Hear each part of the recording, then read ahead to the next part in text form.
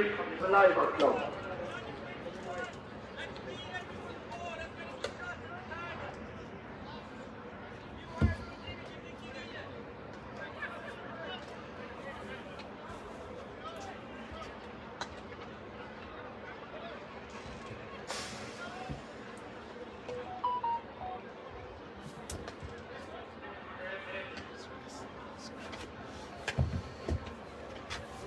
So, Fáilte Galair, you're all very welcome to the Ideal Bathrooms Meath TV.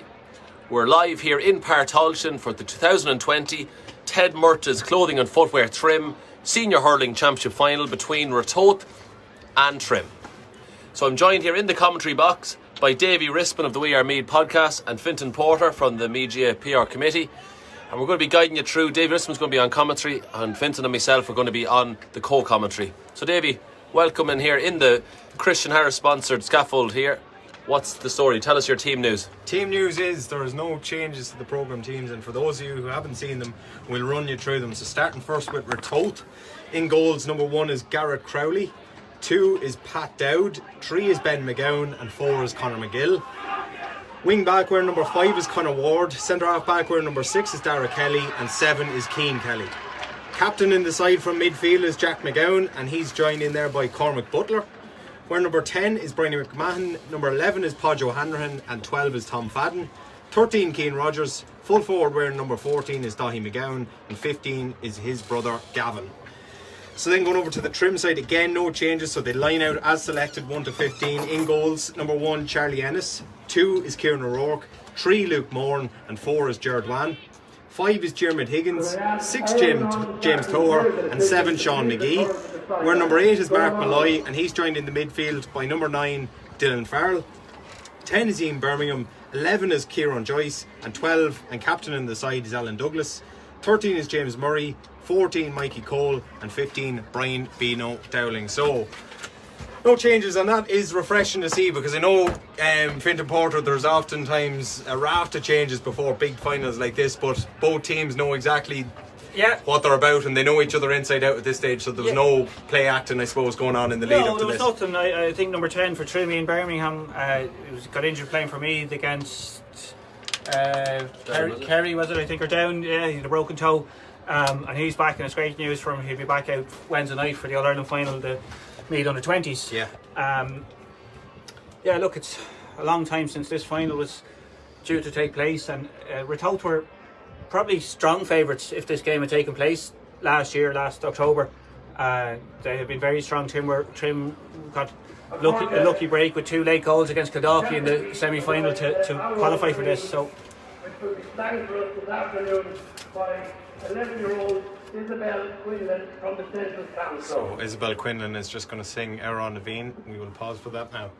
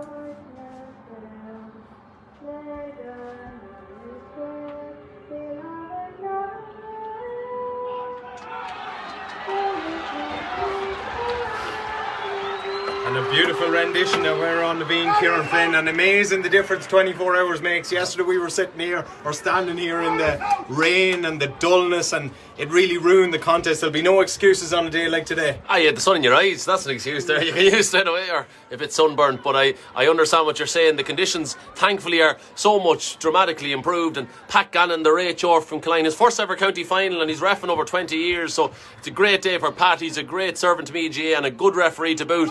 And Mark Riley from Clemesson's on the line with him. And the far linesman is I forget. What a hit straight away. On Keane Kelly. He was brave to go in there. To me, it looked like a good hit, but it obviously wasn't shoulder to shoulder. And I think Pat Gannon, as he said, he's looking to lay down the mark straight away. And Henry Clifford, a better answer. Kieran Joyce, definitely a strong man. He's not going to leave anything behind him. He gets a yellow card early. Definitely laying a marker down early. Absolutely. Like Ratoath's team, there's I think 10 inter-county players between hurling and football team starting, and they're a very, very physical team. The four McGowans around Darren, Keane Kelly and Podge O'Hanlon all played inter-county hurling this year for Meath. You've Conor McGill and Brian McMahon off the football so just team. Come in, sorry to interrupt you, Fintan. The point at his head, so Keane Kelly might be going off. That said, it's either the helmet or a suspected head injury. I think it's the helmet at least, and he's going off to get that fixed. But yeah, as you say, Fintan, I suppose a plethora of county men, and then you look at the Trim side as well. They have a few candidates, a few obviously involved in Wednesday night with the under-20s too. So seriously strong hand to play from them as well. So yeah, we might just have a temporary substitution early on. This is all in the first minute of the game. Or just a helmet change, thankfully. No repercussions. No repercussions, and it's going to be an opportunity for Podge O'Hanlon standing over the free. He has the breeze. It is blowing from right to left into the town end, so it should favour Podge here. Strikes it relatively well, and he has got the opening score of the game. That's a great start for Podge O'Hanlon and a brilliant start for Ratoath. The lead after 90 seconds. Podge O'Hanlon with the free, Kieran. Yeah, Charlie Ennis here. Look at Charlie Ennis, sharp puck out's definitely one of his major attributes as a goalkeeper. It's going to be tough though. James Hoare, JT, very much able to pass the ball around, so interesting start. And putting pressure on Charlie Ennis. He looking towards the sideline. Can Trim keep the ball in play? Scooped up, but it's good play actually by the wing half back, Jeremy Higgins. He did well. Intelligent play to knock it off the Ratoath man and ensure a sideline ball for Trim. And that will be taken by the captain of the side, Alan Douglas, one of the aforementioned county stars for the Trim club. A brilliant dual player as well in his own right. I think his nephew George was playing for the minors earlier. His nephew, Fenton, is that right? I think he was his nephew. Yeah, George Douglas, so winning team to hopefully replicate his uncle here today, or his nephew, I should say. Trim are going for a famous double today, of course, and the minors did comprehensively beat Ratoath earlier on in the curtain raiser to this. Here's James Toher batting it down to Alan Douglas, the two county men combining, and Douglas dropping the shoulder and laying a ball inside. Looks to be Brian Beano. Dowling on the run, brilliantly taken in. Ball dished off to Kieran Joyce. Joycey goes back to Dowling. Beano Dowling with the strike as it coming in. Looked brilliant. What a score that is from Beano Dowling, and a signature fist pump as well. Great score, Kieran Flynn. Yeah, the Beano is a danger man inside. He wasn't in the best of form in the Brendan Davis semi-final against Nafina last week, but I think that was possibly just this game on the mind, and the Beano has just said early on he's in for the final. Laying down the marker, and the long puck out from Carole Crowley favours it with the breeze, and he's fine. Bryony McMahon jinking back, signature jink as well from Bryony McMahon, looking to recycle the ball outside, and he's found Mcgowan. It's Gavin Mcgowan, and he looks to have got the score, but it's waved wide. It's just gone to the right and wide, Fintan, and I suppose that's the first wide of the game for Ratoath. Yeah, you said earlier Trim are going for a historic double, but of course Ratoath are also going for a historic double with winning the football here in a famous last minute goal by Joey Wallace here against Gael Columkill 8 or 9 months ago. So it's his and Keane Rogers is the man going, and again he's dropped it wide on the near side, and that's a second wide in quick succession for Ratoath. And they do have such a abundance of talent in that inside line. If they get the service in, they are quite a dangerous proposition to anyone. Puck out comes from Charlie Ennis, and Ratoath looked to have got possession, but battling hard for it was Dylan Farrell in the midfield. Referee says he handled it on the ground, so it's going to be a free out to Ratoath, and possibly Podge O'Hanlon might eye this up. It's about 70 plus yards out, but it's hit the first one brilliantly well, and with the breeze behind him, about 85 or 90 yards out. Yeah, as the crow flies, I suppose. You learnt metres in school. I don't know what you're talking about yards. You only a gossing. So it is Podge O'Hanlon. It's a very, very strong breeze. It looks deceptive at times, but in the first game, like the breeze made such a difference. He has the distance. Struck that brilliantly, Podge O'Hanlon. It's all the way. Yeah. What a score, and it had another 20 or 30 yards, I think, on it, it's fair to say. Brilliant score from Podge O'Hanlon, and Ratoath lead by 2 points to 1 after 5 minutes. Yeah, free taking is such a massive part of the senior game now, and it's just, you can't give away soft frees like that. That was brilliantly read that time by Conor McGill, county full back, but ball given away then and won back by Luke Moore and a Trim. Trim will be eager to just keep possession, try and Goes for straight Ratoath, and Bino Dowling out again, once again, snapped at that a bit and pulled it to the near side and wide, and that's Trim's first wide of the game. Still 2 points to 1 to Ratoath. Ball lashed out. There's a really quick, intense pace to this game, and Trim are looking to match Ratoath in every sector. Here's Alan Douglas trying to cut it inside. Oh, look to be shoulder to shoulder, says Pat Gannon, and Ratoath right, let them at it. Podge O'Hanlon looking. Diagonal ball, beautiful ball as well inside to Cian Rogers, who's in space but he's got boxed into the corner, cuts outside, strikes it, they like it on the far side, and why wouldn't they? Cian Rogers with a brilliant score, and Ratoath open up a 2-point lead. Fintan, that was a classic point. Yeah, it was a lovely point, a lovely pass across. 3 points to 1 now after just coming up on 6 minutes. Ratoath will need to get these scores though, I think, with the breeze. We saw in the minor game they didn't get a score, I think, the second half with the breeze. Yeah. So yeah, obviously the breeze will play a factor, and it is most definitely blowing straight down towards the O'Mahony's clubhouse, and Ratoath fighting for everything, but that ball was adjudged to be carried over the line. Henry Clifford on the far side was the man to make that call, and just as well for Trim, Kieran, because it looked like Ratoath could have been in for a goal there. Yeah, it just seemed to be kind of very much a nonchalant chance. It wasn't really something you were worried about, and all of a sudden it just seemed to break down, and it was 2 against 2 and an awful lot of space. So Trim will probably just be delighted that was over the line and there wasn't a contest for the goal. Absolutely, yeah. So we've over 300 watching at the minute, so it's great. Thanks to everyone who's watching on the Ideal Bathrooms Meath TV. If you have any comments or you want to say anything about the game, please comment on the stream, as always. Good cut by James Toher that time, and Trim do win possession at the second time of asking, and it is that man Ian Birmingham trying to get it up to Alan Douglas, but again Ratoath back in numbers, working hard, peeling for a free over on the far side. Bit of a ruck, bit of a stalemate. Referee might just look to throw this ball in, and that's probably what he will do in the end. I think Ian Birmingham has stayed down on the ground, but he seems to be just slowly but surely getting himself back to his feet. But Fintan, there's a savage pace about this. Yeah, it started really well. They're the 2 best teams in the county by far, I think, at the minute. There's absolutely brilliant players all the way through the field, like James Tower. We haven't seen much of him yet, but it's going to be an electric game, and it's lovely conditions. So the wind is a little bit strong, but other than that, the grass is so short, everything is perfect for hurling. Yeah, chalk and cheese. So yesterday, as we said, when Wolf Tones did win the intermediate championship, and Ratoath, as Fintan said, already won the junior championship, so they are going for, you could consider, I suppose, a treble maybe. With that junior as well, they'll claim it. Yeah. And then these will meet obviously in a couple of weeks' time in the first round of the Meath Senior Hurling Championship for 2021. But that's another day, and this is probably a little bit more important just now. And that's a lovely ball into space, and Mikey Cole cuts inside, looked as if he might have been fouled. Still going Mikey Cole. Referee Pat Cannon says play on. I think right. Trim wanted a free, but Kieran Flynn says dead right. And that ball's gone over the sideline, so Trim will have a chance. There's no blood play on. Yeah, and that was very physical from Ratoath, but in fairness, good defending, and Mikey Cole looked like he was going to get a shot off, but he couldn't in the end. So James Toher, I think, is going to size this one up on the far side. I think it's one of the reasons why Pat Gannon has been appointed this game, is that last year he had a good year, but he lets the game be played in the spirit that people want it to be played in, within the rules, but within obviously the spirit of hurling, where it's meant to be physical contest throughout. Yeah, cuts seem to be blocked down, so I think that might be a 65. Yeah, the umpire's run out, is he? Yeah, I think it was, to be fair, I think it was Pat Gannon who actually spotted. I'm not sure did the umpire even spot it. He was staying still for the time being, but it is going to be a 65, and one which Bino Dowling is going to size up. He's got Trim's sole score, so we have played 9 minutes here in this first half of the Ted Murtagh and Clothing Senior Hurling Championship for 2020. This week I don't think there's been a 65 taken behind the 65 yet. Every single one has been inside it. And Bino Dowling using every yard to his advantage, and he struck it brilliantly, and that's a fine score for Trim, and a brilliant score for Bino Dowling, sorry. He gets his second in the game. First from a 65, first from play, second from a 65. We have a 1 point game, 3 points to 2 to Ratoath.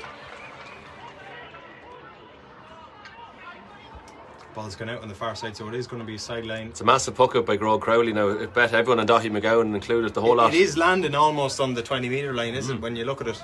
Yeah, it's just like, it's ferocious pace as well. It's a good puck out. It's nearly too good, if that makes sense. He just needs to maybe toll back the pace on the slither, because it's very hard for Daithí Mcgowan to make up that space. And he is trying to hit the wings as well. Yeah. So it's kind of like Daithí's in at full forward, but it's nearly to win puck outs, which is unusual for a full forward now. But he is a massive man, I suppose, big physical presence, so it is definitely a traitor. We're told that's a brilliant sideline puck from James Tower, and he sets up Alan Douglas, who will be disappointed with that because he had so much time and space, Fintan, and a man of his class and calibre, you'd expect him to be scoring that. We'll say it out again. It was an unreal sideline from Tower to his county man Dougie, and yeah, look, just some of these things. Dougie gave a nice little shoulder off as well to make a bit of space, but he just went wide. Ball's going to skew, and Ratoath have it back with Cian Kelly, the man who was on the receiving end of that ferocious hit from Kieran Joyce in the first couple of minutes of the game. He's won a free, and Podge O'Hanlon dead straight in front of the goals, just inside the 65-metre line. Will fancy his chances here, establishing that 2-point lead again. Probably just a little bit silly, raised the hand and just tackled Kelly around the neck. Like, it wasn't anyway kind of physical, it just got caught up on him, and it's a free that Podge O'Hanlon will more than likely dutifully put over the bar. Yeah, absolutely. So Podge O'Hanlon to make it 3 from 3, but it seems as if he might have pulled that, but it's gone straight over the bar, says the umpire, and Ratoath do lead by 2 points. So we have played just over 11 minutes here. It is Ratoath 4, Trim 2.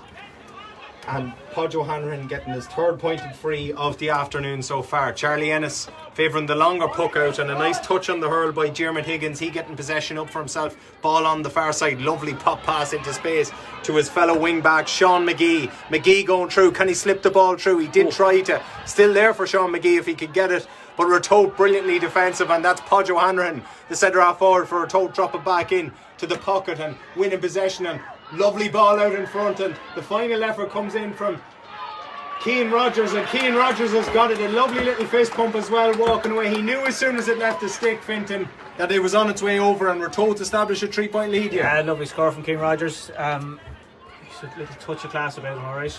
And Cian Rogers getting his 2nd point of the game, and Charlie Ennis again pucking that long, but it is that man Podge O'Hanlon back there doing Trojan work and launching the ball long towards Brian McMahon. Brilliantly taken in by Brian McMahon, but I think he just had the picture in his head, guys, and he was probably a move ahead of where he needed to be with that one, Kieran. I'd say it was just too fast for his own good there. He just couldn't bring the ball, wouldn't go as quick as he was going. Crazy speed there in the corner, but a let off though for Trim all the same. That's twice now in that corner where the Ratoath forwards had the chance to maybe round their man and just didn't avail of it.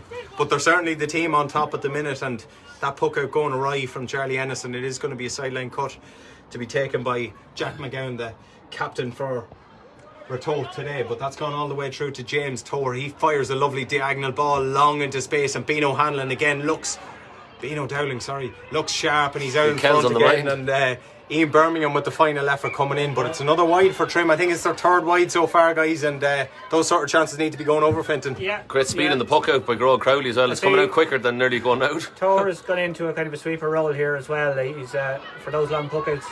Yeah, and the final effort coming in here by Gavin McGowan, but he just undercooked it and didn't get the connection that he desired on it, and yet another let off for Trim, and ball was played out to the cornerback Gerard Wan, but there was no free there. It was a fair hit, and the final effort coming in, it's come off the upright from Tom Fadden, and another let off for Trim, and that's a high tackle which will surely be a free out, and Trim can, Kieran Flynn, eventually relieve the pressure. Yeah, a bit of respite, but again the puck out's super fast from Grohl Crowley. He definitely must have pockets in them shorts, because the slitter's coming out shocking quick, and Trim are just not reacting to it. So it's either coming long, right direct on top of the backs, or it's coming down the wing quickly. So Trim are suffering kind of a bit from a slow play in the backs, as Charlie Ennis has the chance to deliver. Yeah, Charlie Ennis going long with this one, and 2 Ratoath men go up against 1 Trim men, and again the ball breaking for centre half back Dara Kelly. He's one of the best in the business, definitely in the Royal County. The 2-6s are class, with the county side, and as you said, 2-6s. You were talking about it yesterday. The 2-6s should off to be the 2-6s for Meath, but unfortunately only one of them can play there. Beano Dowling once again out in front, winning possession, but this time they get to grips with him and they win possession off him, and they have got possession back though, and it is Mikey Cole, and he goes inside to James Murray. First time we've seen this exciting hurler in action for Trim. Ball across, and the final effort comes in from Mark Malloy, and Mark Malloy getting the score and reducing the deficit to 2. I think Mark Malloy's a Wexford man. We seen a Waterford man here yesterday in Kieran Conway for Wolf Tones doing damage, and it's a Wexford man contributing heavily for Trim as well. Long ball into space, and there's going to be a collision here between James Toher and Cian Rogers, and inevitably enough it was James Toher who came out victorious in that one, and Mikey Cole has a foot race here with Ben McGowan. Fascinating duel between these two. Ben McGowan getting to it first, but he's under pressure from Mikey Cole. Has he overcarried it? The ball spilled loose and possession up for grabs there on the far corner here, and the Ratoath managing to win it, and brilliant corner back play then for Conor McGill to get possession moving in a forward direction once again, and ball from Jack Mcgowan into the middle of the park trying to pick out his wing forward Tom Fadden cuts inside, good play by Fadden. He dishes it back to big Dara Kelly going along with it, long ball, 1 versus 2 inside. The one Ratoath man is chance of a score, but again it was under hit and undercooked, and it fell favourably into the hands of Charlie Ennis. But that long ball for Ratoath is causing trouble, and Trimmer struggling to live with them. But here's Brian Dowling getting into space again. Can he check back? Nice ball inside. Surely an opportunity of a score here for Kieran Joyce, but just couldn't get into his grasp first time of asking. Ball pulled back in, but it was never really on the shot. But favourably it's gone back to Dylan Farrell inside, and possibly a hand in the back, but they let him play on with Dylan Farrell again. But again, for the umpteenth time, Conor McGill is the man getting back and getting possession back for Ratoath. Long ball again, that's the shout from the terraces here. Drive it long, and the ball does go long, and it's gone to Brian McMahon, the man who we thought had the chance just before, but brilliantly won back by Trim. There's Serious nothing stuff. Easy here, Kieran Flynn. There's hits going in all over the place. Oh, it's fabulous stuff. Let them at it, boy. And then again, Brian Dowling, he is the target man in there. He's winning everything out in front. Brian Dowling for Trim. Can he get the score? What a score for Brian Dowling. Fintan Porter, he's winning everything out in front, and he is the go-to man. The Trim crowd liked that score. So as soon as you hit the ball, the Trim crowd reacted to that. It was a fantastic Water break. score and well worked. So into the water break, 5 points to 4, just coming up in the 17 minutes. And it's all to play for, and the Trim crowd responding more favourably to that going into the break. It's hard to see a momentum shifter, I suppose, Kieran Flynn, after the water break, because it's been ebbing and flowing side to side. There's nothing between these sides. Yeah, like I'm knackered on the camera here, you know what I mean? I'm going over and back and over and back. It's serious stuff, the entertainment, like for the over 400 people watching us here and the 500 people watching in Partolchin, it's incredible stuff. Like, it just is so entertaining. There's so many good hurlers, technical ability, physical attributes, and then even to boot, they've got the experience and the know-how of how to play the game. It's just unbelievable stuff, fabulous to watch. Fintan, I wouldn't say Ratoath have let Trim back into it, but they've had a couple of shots in the last few minutes that have dropped short, hit the upright, gone wide. Yeah. And Trim, to be fair, they're a little bit more clinical up front when they get it to Brian Dowling. Trim have missed a few as well. Yeah. But yeah, no, they seem to have taken a few scores. Ratoath, there was 1 or 2. Brian McMahon had a goal chance there that he just didn't get a proper strike on.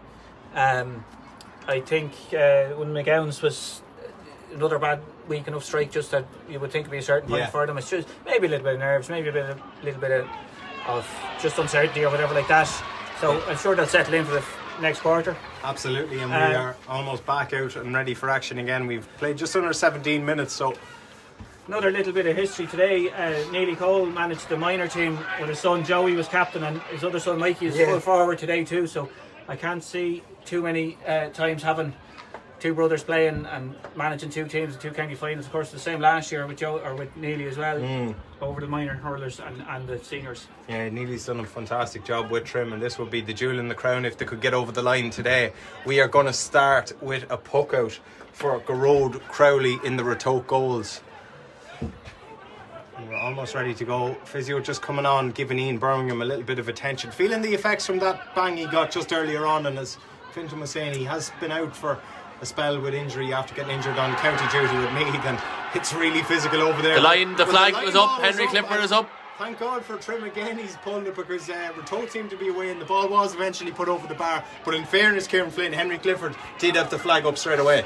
Absolutely, the Henry Clifford's flag went up fairly sharp, so there's no dubiousness on the call itself. And Neil Cole was definitely reminding them over that the flag, I think he was already in at wing back there, a position he would have played many's a time for Rathmalline as a player. Yeah. But he was letting the officials know what was what, and the correct decision has been made, and I think that's all that matters from a player's point of view. Yeah, and it's a real partisan Trim crowd over on the far side. They are getting into it, and they are very much up for this, as are their players on the field. They do trail by a point, but as we said already, there is a strong breeze blowing into the town end, favouring Ratoath in the first half. So it'll be interesting to see how much of a part that plays in the overall grand scheme of things. But it is going to be a sideline ball. Going to be cut in by James Torr. He's been striking these beautifully and that one not his finest, but definitely got a bit of purchase on it. But it's won back by Ratoath and Tom Fadden, but yet another block from Trim. They're getting sticks and hurls and everything on it, but it is going to be a sideline ball over on the far side for Podge O'Hanlon, who's jogging over, Kieran. Yeah, it's just since the water break, it's like moving up the lines. They can't get off that sideline, so it's a massive battle over in that corner. Just want to be able to There get. seems to be a lot of Trim selectors and management and all on the line over there too. It gets a bit hard when you're taking a line ball. Like there's only supposed to be one, I think, there now at the minute. It's supposed to be really the manager and no one else, but Yeah, absolutely. And Podge O'Hanlon playing a little one too. that's how we can't get out of that line. Can't get out of it, and that's full credit to the Trim defence. They are blocking everything, and there was actually a double deflection on that, so it is going to be a line ball to Trim. So for all their defensive efforts, they're going to win possession here, and they're going to have the sideline cut with James Toher is jogging across the take. So still 5 points to 4. We have played 19 minutes in this first half, and James Toher is going to cut this ball in. Trim If he's any cop on now, he'll just hit it across the field, get it away from that bloody sideline. Yeah, and one of them was hit over on this side, and it'd be interesting to see, does he go towards Dylan Farrell? It doesn't get out of that, so it's still stalemate on the far side. Ian Birmingham, but James Toher finally relieves the pressure. Long diagonal ball into space, beautifully watched by Alan Douglas. Little shimmy and sidestep, ball inside to Dylan Farrell. He must score from here. Dylan Farrell for Trim does score. So we have got a level game in Park Tulton. We've played 20 minutes, and it is now 5 points apiece. Finton Porter and Trim Straight out again. hit 3 in a row. Yeah, Douglas, Tower to Douglas seems to be one of the plans there, and it's working well for them. It is working well. That telepathic understanding between the two is favouring them, and as Kieran Flynn from that quick puck out for Ratoath, they have registered yet another wide. So that'll be a concern for James McGrath and Brendan Doyle and their management team for Ratoath. They haven't exactly set the world alight in the last 10 minutes, and Trim seem to be just that little bit more potent and clinical up front. They have got possession again from their own puck out, but Ratoath battling to win possession back, and it's up for grabs on the far side. Can't really make out who's got it, but Mikey Cole has got it now in the yellow helmet for Trim, trying to play a nice ball inside to James Murray, but was well read, and the ball going to spill on, and referee says play on and dead right to play. If there was any advantage, or just let it play full stop, and a brilliant block down, stopping a certain attack for Ratoath, and Trim can go in search of another score himself. Mark Malloy just about getting the ball back out, ball into space, and it is that man Dylan Farrell who hit the last score. Can he hit the next one? Dylan Farrell, that looks to gone to the right and wide, but umpire says it was over, and Dylan Farrell hits 2 in a row, and Trim lead this game, Kieran Flynn. Yeah, they're just starting to get the better of the chances. Ratoath potentially might rue the misses with that little bit of a breeze advantage. You don't want to get your scoring conversion rate that low. So I think Trim at the moment probably the happier of the two teams. Absolutely, and against that breeze as well, which is going to be a factor, and Trim have certainly got to grips with it, but that ball just evading Alan Douglas. It's going to stay in play, so it is up for grabs, and Conor McGill is the man to get it back and win possession, but he's under severe pressure by Alan Douglas, who's won it back. Brilliant work from Alan Douglas. Ball played back out into space to Jeremy Higgins. Jeremy Higgins going to try and find his centre forward Kieran Joyce, but the ball's played away, and it's a long effort, raking effort, and it's gone over the bar. Serious. Unbelievable strike. Was it by Podge O'Hanlon, guys? What a score by Podge O'Hanlon. It's his first on play, but it's his 4th in all, and Ratoath are level. We have parity in Park Talton, 6 apiece. Serious stuff as another shot went out to JT, James Toher. Yeah, across to Douglas again.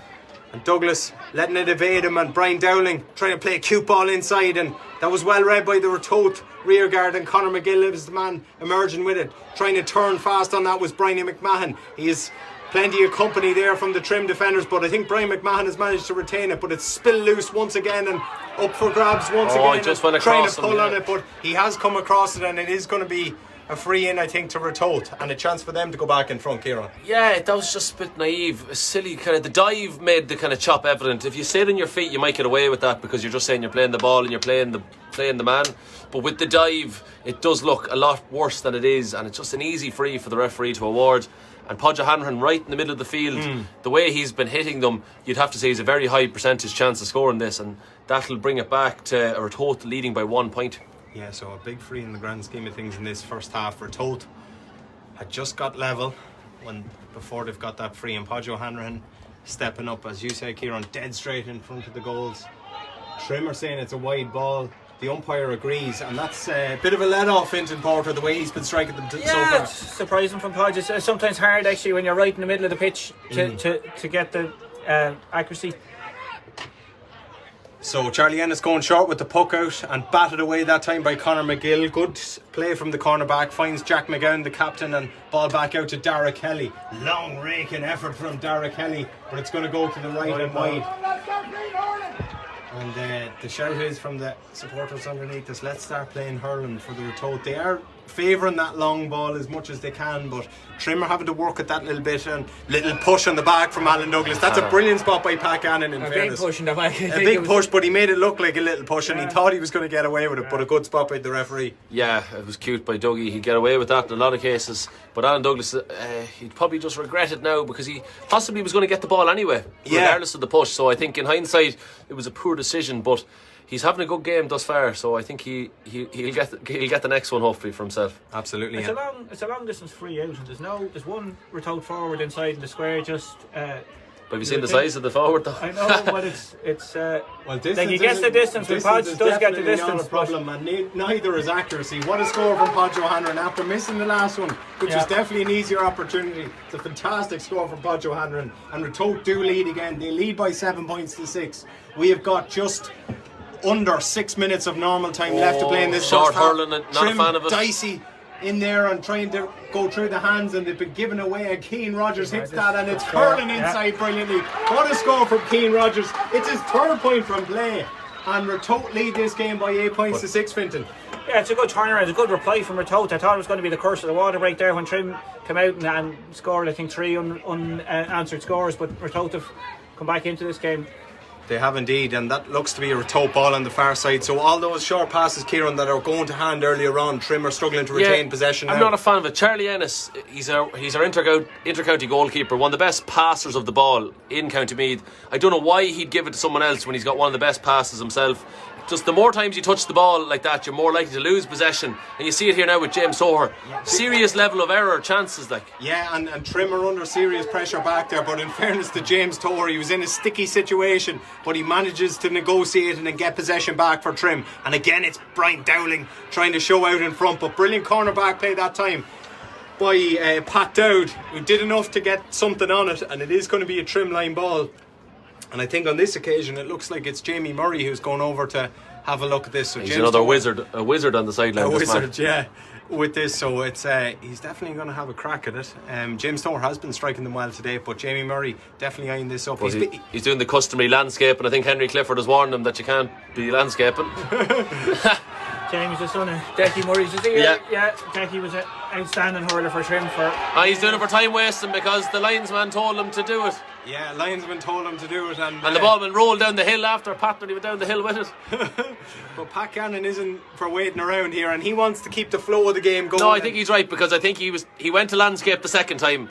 If he just put the ball down and hit it, I think he was alright. He was warned. Absolutely, and Trim do win possession back, so they might argue that justice has been done. They keep possession, they go through the hands on the wing back for Trim. Jeremy Higgins trying to play a ball inside. Nice ball to I think it's the full forward, or it's the corner Murray forward. again, Murray, and balls spilled out to Alan Douglas, and the free against him, and the Ratoath fans getting on their feet and cheering that decision. Psychologically, Kieran Flynn, that's a massive turnover in the grand scheme of things. Unreal, because again, it's one of your premier players for Trim, Douglas.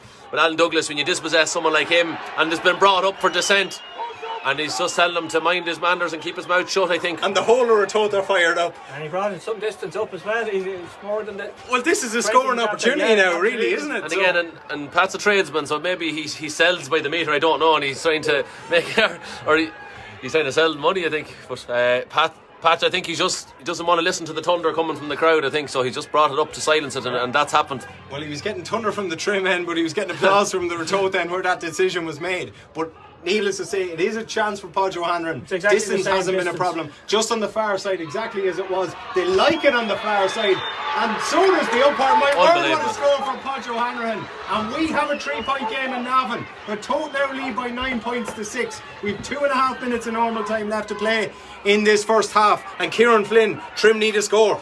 Big time. Ratoath have just got into a bit of an ascendancy here now, and they're getting possession. They're starting to move it quickly. But the two corner forwards actually made the run to the far side, and there was a breakdown of communication. So Trim will be relieved to have one possession back, and Dylan Farrell, who's been an influential figure in this first half, trying to play the ball long. But Ratoath out in front again, winning possession, and this time I think it's Keane Rogers who's on the move. What a ball. One touch, one instinct, going over the shoulder. Umpire looked at the other umpire, but eventually he's decided to give it wide, and there was no shout from the Ratoath fans, so probably the right decision in the end. But again, Fintan Porter, the puck out going astray for Trim. That's poor. It was a great ball in from Derek Kelly there the last time too, into Keane Rogers, and he should have got a score from it. Someone asked the score there. It's 9-6 to Ratoath at the moment. 28 and a half minutes played. Yeah, but Ratoath are winning all of those 50-50 balls. Now Dylan Farrell has a chance, and Trim can go through the hands. And here's Kieran Joyce, first time we've seen him really in earnest, and he goes back inside to Alan Douglas, and Alan Douglas straight away raising a much needed white flag for Trim and reducing the deficit to 2. So it is now Ratoath 9 points, Trim 7 points. And the long puck out again from Crowley, trying to pick out Mcgowan. Mcgowan's done brilliantly to get it, and it looked like his helmet might have been impaired there, and Pat Cannon says no. I would have said that would have been a Ratoath free, but Pat Cannon said it's trim ball for overcarrying, and they look to get it going. He was quickly. trying to charge through, I think, the tackle, but to be honest, he could have just played on. And Bino Hanlon has carried it over the... Bino Dowling has... yeah, I know. Sometime it'll hit. But he has carried it over the line, needless to say, and he was just about to get a shot off as well, so he'd be disappointed with that. But so we have 4 minutes, and I suppose that comes from the stoppage at the start. You'll remember the belt at the start, that right from the off we had probably 2 minutes of a stoppage then. So Keane Kelly was down.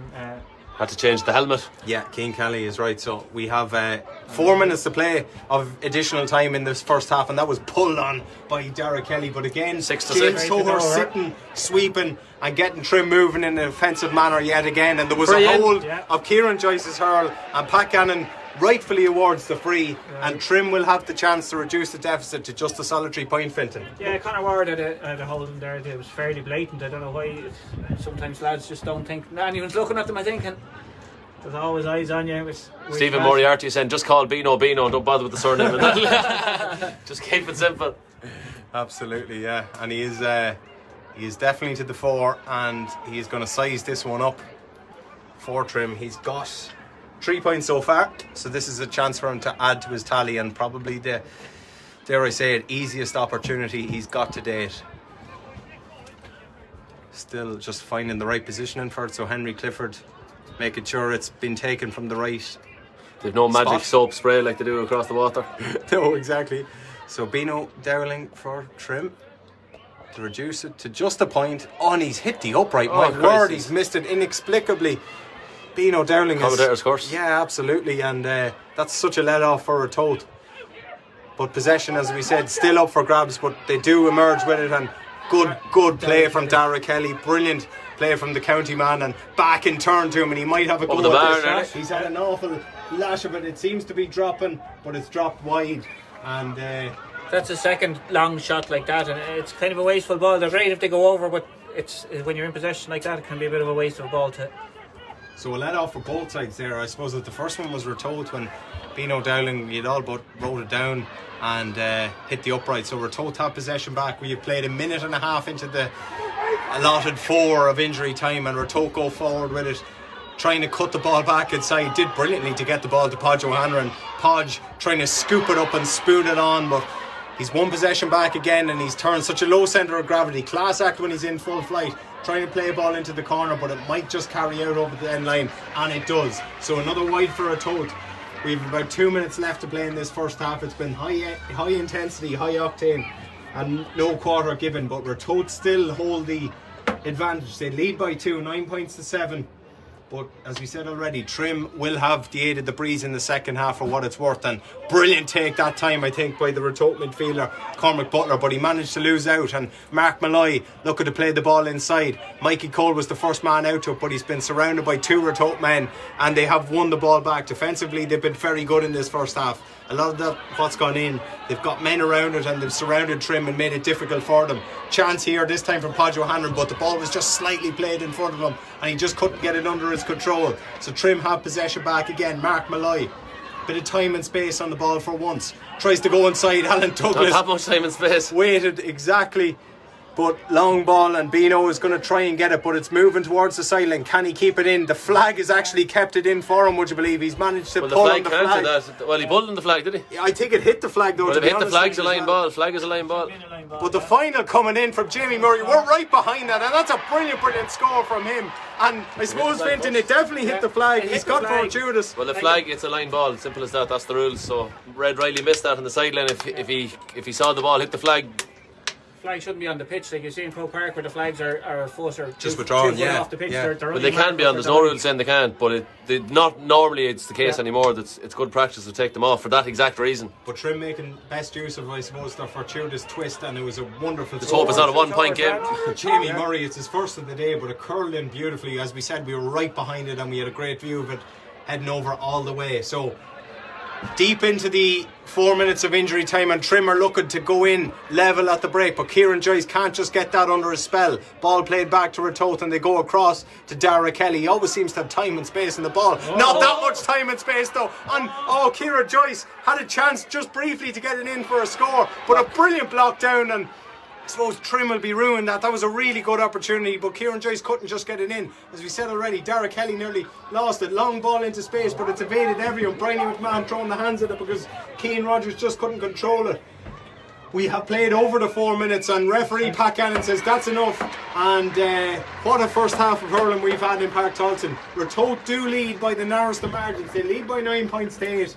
But it's all to play for in the second half, Fintan. It's been breathless stuff at times. Yeah, I think Trim will probably go in the happier team. Playing with that breeze in the second half is worth a good few scores. I think 3 or 4 scores.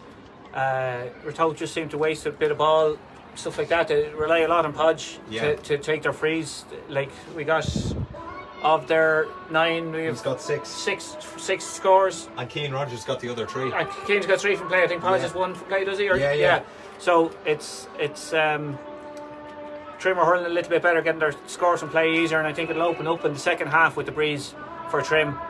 Dara Kelly's been outstanding there in the centre back for Ratoath, and he's cleared an awful lot of ball, but it's gone too long at times that there's nobody in there, or it's gone wide. So hopefully we'll have a cracking second half. Yeah, and I suppose Kieran Ratoath might just have to change their MO in the second half. They are favouring the long ball, but as Fintan rightly said, against that breeze, they might just have to work it through a little bit more than they were in the first. Yeah, so like the DK option, Dara Kelly there in the middle of the field, all the way back to his own 45. He probably went for the long range effort, and they probably won't have the same range in the second half.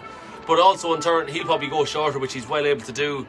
But it probably will limit the Podge O'Hanrahan free taking ability, maybe take 20 or so, 30 metres off it. But we've seen that he had that to spare in a lot of cases, so it'd be interesting to see how much distance will he give himself for frees. Also, it comes down to Trim, the Beano Dowling, like will he get long range frees, or will it go out to maybe Toher to take them? Possibly, yeah. You know, like it adds a lot of realms of possibilities.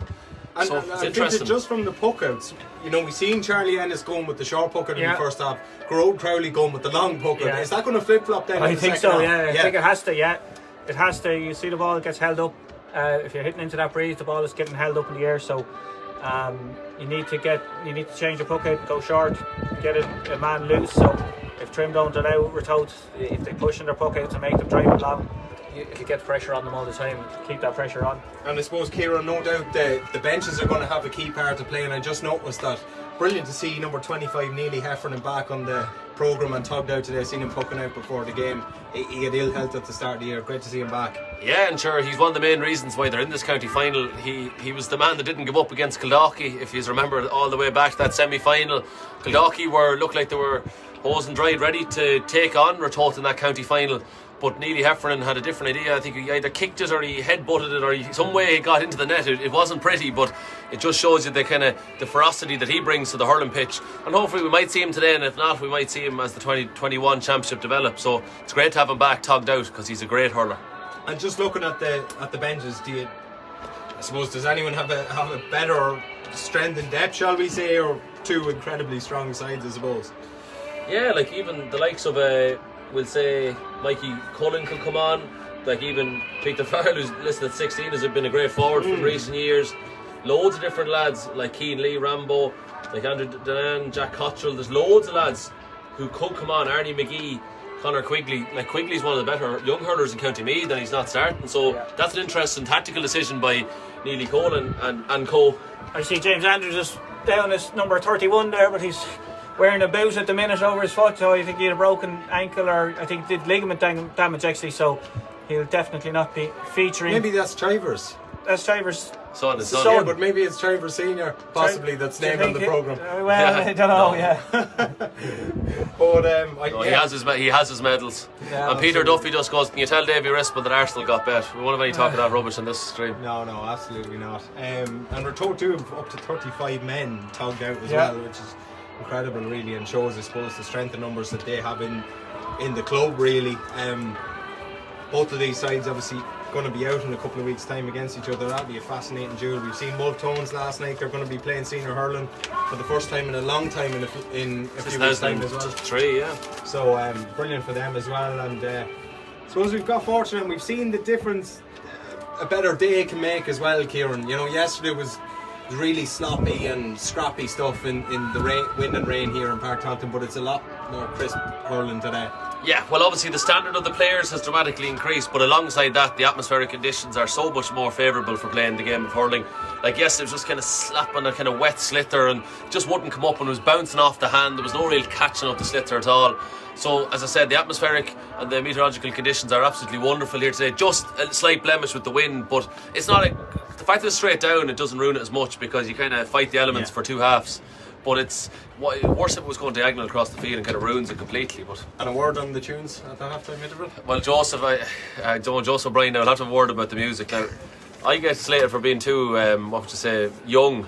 That's because a lot of old people don't like the music, but I think if that's your Bruce Springsteen and stuff like that, Kieran, from the 80s after that. I know, yeah, but young that is. Oh no, there's a few pop songs making in there. That's just your old ear. Don't get the new ones. I don't know the new ones. Yeah, but it's just we won't comment on the music too much. Only that it's bad. Just on a different point, lads. The Zach Rocks Fund were selling slitters here over the weekend. They actually sold out before the start of the senior final, and I just want to take thanks to all clubs and all patrons who bought slitters. I know there's an order in for more, so it'll take a few weeks for them to be made, but it's a fantastic fundraiser for a young lad in Navlamanis. He's only 11 years old. He's suffering with a brain tumour, and he's had an operation on most of these. They have to get radio treatment and stuff like that, and they're waiting, but it's fantastic support from the GA community for it. Everybody bought a slitter who came in here today, and it's really much appreciated. Brilliant. A few people, there's someone came in from France. Ronan McGeneral has said he's watching from Portugal, so the diaspora is watching. We've hit over nearly 500 people are watching the stream at one stage there, so it's great that the people of Meath are watching it from around the world, and maybe the odd passer-by is wondering what the hell is going on here in Park Taunton. But it's a fabulous game of hurling, so thanks to everyone who's watching it on the Ideal Bathrooms Meath JTV. Send in your messages from anywhere in the world. Yeah. And say hello to you. Except Cortown. There'll be nobody watching from Cortown. I can assure you that. We're going to get hurling going in Cortown. St Ultan's hurling in 10 years' time. Davy Rispin will be commentating here, hopefully, on it. St Ultan's minor team or that. So. Well, I definitely won't be commentating on the St Ultan's minor team, I can tell you that. St Ultan's Cortown Gales, is it? St Ultan's Cortown Gales, apologies. That's alright. Nick Fitzgerald is watching in Lanzarote, so come on, Nick. Nick, of course, county manager of the past when Christy Ring and Kildalkey clubman. Waterford man. Yeah, I hope Nick has a pint of something very cold and chilled in front of him enjoying this. Yeah, water. It's the water break. It'll be lovely now. Absolutely. You see the Jack is the clock running again today for the half time. Maybe he's just keeping them on their toes, I suppose. Yeah, but it's good. It's good to know. It's good to know how long the half time break is actually. Yeah, absolutely. So Gussie Daly said watching from Windsor. I don't know if Her Majesty the Queen is watching it as well. I don't know if you're in the same house, but we looked at the same situation again today too, where the teams are lining up on the pitch for the second half, and we've no referees or umpires or because the referee, they're the only people that get to go inside. Hall Tiernan from Clonagale is watching in Tokyo. I don't know if he's taking the mic now, because I was talking to him on Facebook yesterday, so I don't know if he's taking the mic that he's in Tokyo or not. And well done to Kelly Harrington as well on her achievements this morning.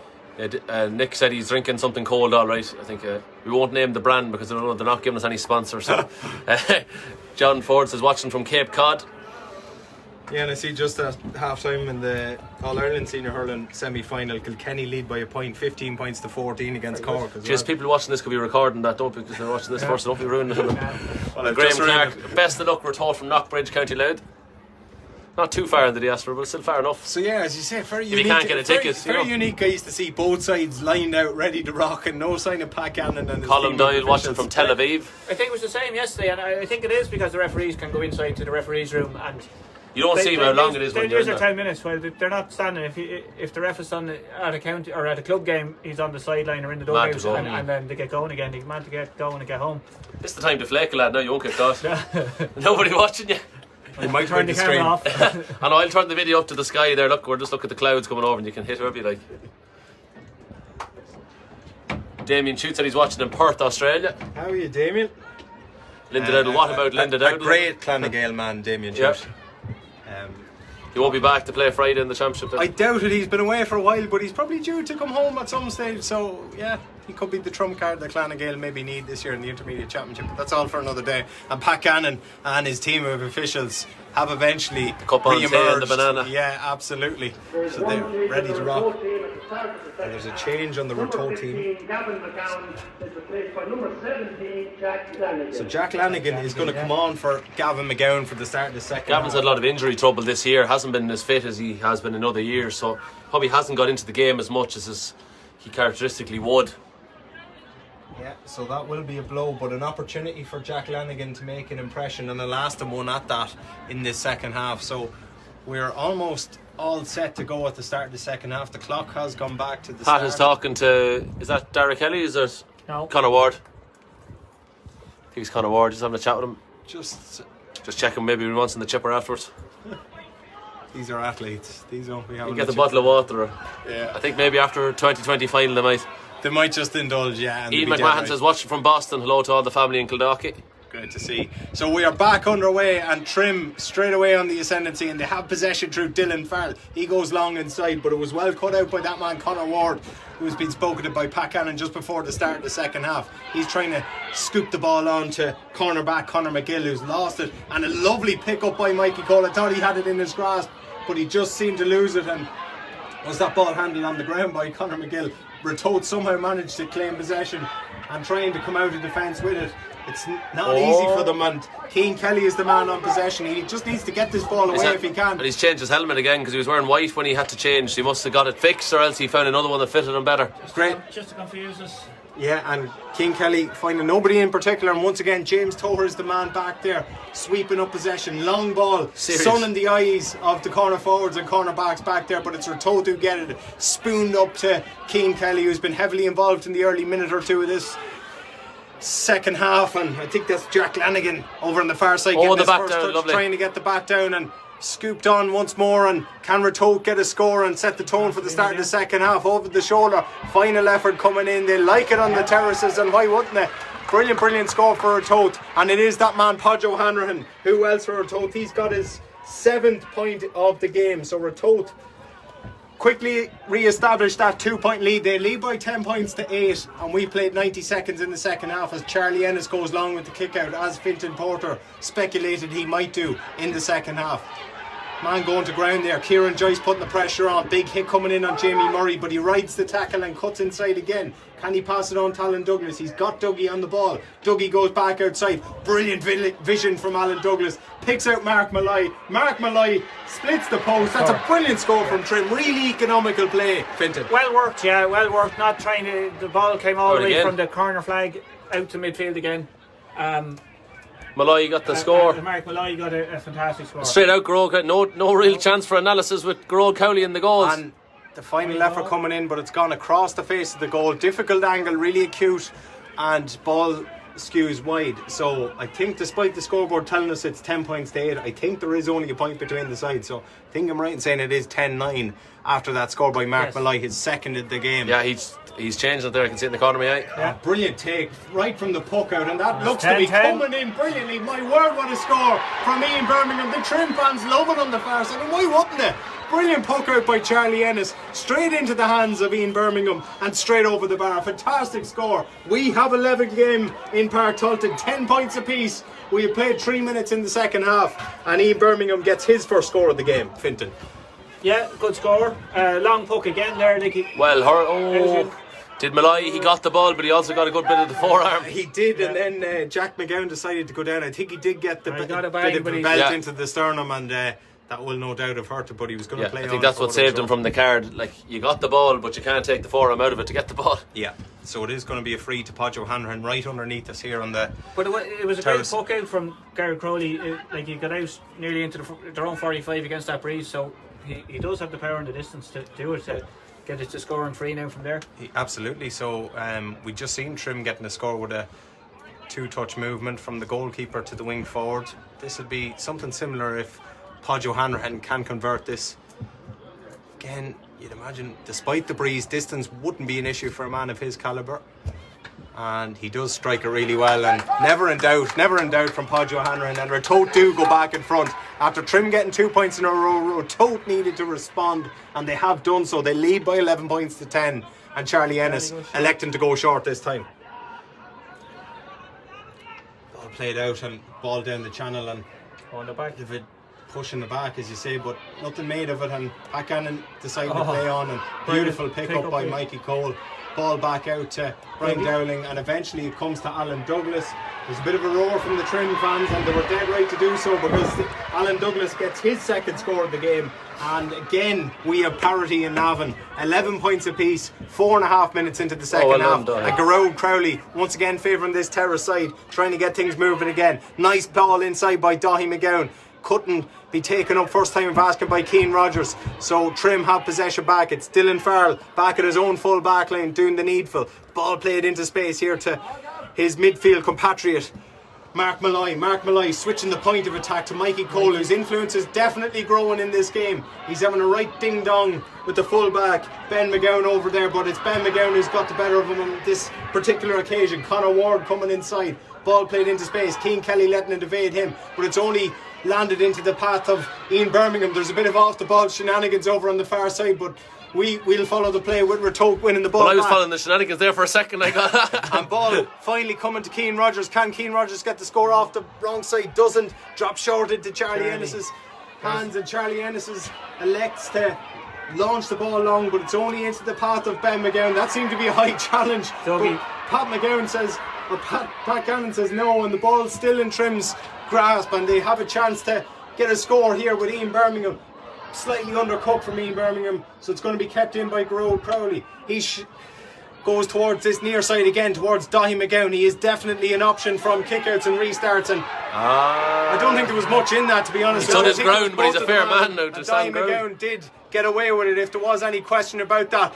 Ball missed in the far side, and it's going to be a chance for Brian McMahon to get a score, and Brian McMahon has hit it wide, my word. A real let off for Trim on that occasion. Brian McMahon will be disappointed with himself, Fintan, that he hasn't put Ratoath back in front. Yeah, I thought that he actually was fouled here. I thought he was held on the line more than the other way. I would have thought it was going to be a Ratoath free, but Brian Mac just missed that. It'd be frustrating for him. Yeah. There's a head injury here. Over here. I'm not sure who it is here on the far side, but he is holding his head. He obviously got a. It's not Ben McGowan, is it? It possibly could be Ben McGowan, now that you say it. Dara Kelly's over investigating as well. Ben McGowan has had a right ding dong, as we said, with Mikey Cole so far. It's been great to watch. Yeah, Mikey Cole's really come into the game there. Tom Fadden's gone off. There's going to be another change, yeah. Tom Fadden has gone off for Ratoath. We'll just wait to see who has come on. It'll be their second change, having brought on Jack Lanigan at half time. So Ratoath shuffling the deck early in the second half. They probably haven't got the desired response from the players so far starting the second half. Number 12, Tom Madden. 19. Number 19, Padraig Byrne. So Padraig Byrne coming on in place of Tom Fadden. And we are back underway. Podge O'Hanrahan trying to get something on that, but Mark Malloy went through to him, and here's the fullback Luke Moran. Powerful run by Luke Moran. First time we've seen him offensively. Trim wanted a free. Supporters a little bit frustrated they didn't get it, but that's really, really good play from Jamie Murray to find Mark Malloy. And Mark Malloy, inexplicably puts the ball wide, and he had so much time and space. Possibly he had too much time and space. Grode Crowley this time elects to go short. Lovely ball inside. Bryony McMahon, low centre of gravity, turns back inside. Brian McMahon for Ratoath. Point. And just in the space of about 10 or 15 seconds, Trim should have been in front. Ratoath are in front, or are they? Because the umpire is waving wide. Brian McMahon is furious with the decision. Red Riley is coming over to talk to the ref. Well, Bryony McMahon was adamant that ball had gone over, and I just looked at where the ball hit the net, and to me the ball seemed to have gone over as well. That was my first instinct. But let's see what happens with the linesman here on the far side, and it is a point. So there was a goal chance on there for Bryony. I thought, like, he was inside. Number 11, Kieran Joyce. And Kieran Joyce is going to be withdrawn, and coming onto the field for Trim is David Murtagh for Trim, number 18. So Trim making their first change, and David Murtagh coming on for Kieran Joyce. And Ratoath do lead after all that excitement. I think the right decision was made, lads. I know we're a long way away here, but I know it looked like it went over the bar there. So the right decision was come to, and we seen that yesterday as well. The But it's the same lad, Snowball, and the boys in the umpires. Yeah, absolutely. And the final ball put out straight down the field, and Mikey Cole for Trim gets his first score. And once again, Grode is very quick. we have a level game again, and Grode Crowley, as Kieran Flynn, is very quick to find Dahi McGowan. I don't know. If I was the full back, I wouldn't be looking at My word, what a pass from Dahi McGowan, evading the attentions of two Trim players. Ball scooped up, not the best of balls for Podge O'Hanlon to try and get under a spell, but Pat Gannon was playing an advantage, and belt on the head, and by James Thor, it's going to be a free into Ratoath and a chance for them to quickly go back into the lead once more.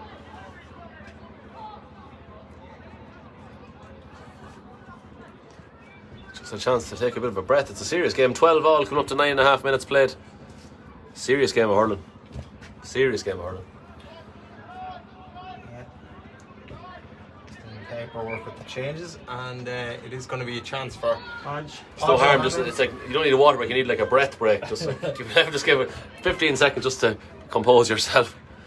Podge O'Hanlon with the chance to put Ratoath back in front here, and he has done that with consummate ease, and I make that Podge O'Hanlon's 9th point of the game, I'm going to say. 9 for Podge O'Hanlon, 13 for Ratoath, 12 for Trim. We have a 1 point game again. It's all to play for here in Park Talton. We have played 10 minutes of the second three half. touches, did he? Yeah, he's held the ball a lot anyway. Yeah. He overcarried us if he... Trim looking for a free, but I'm not sure about that. I thought he just played the ball and it was an accidental flash.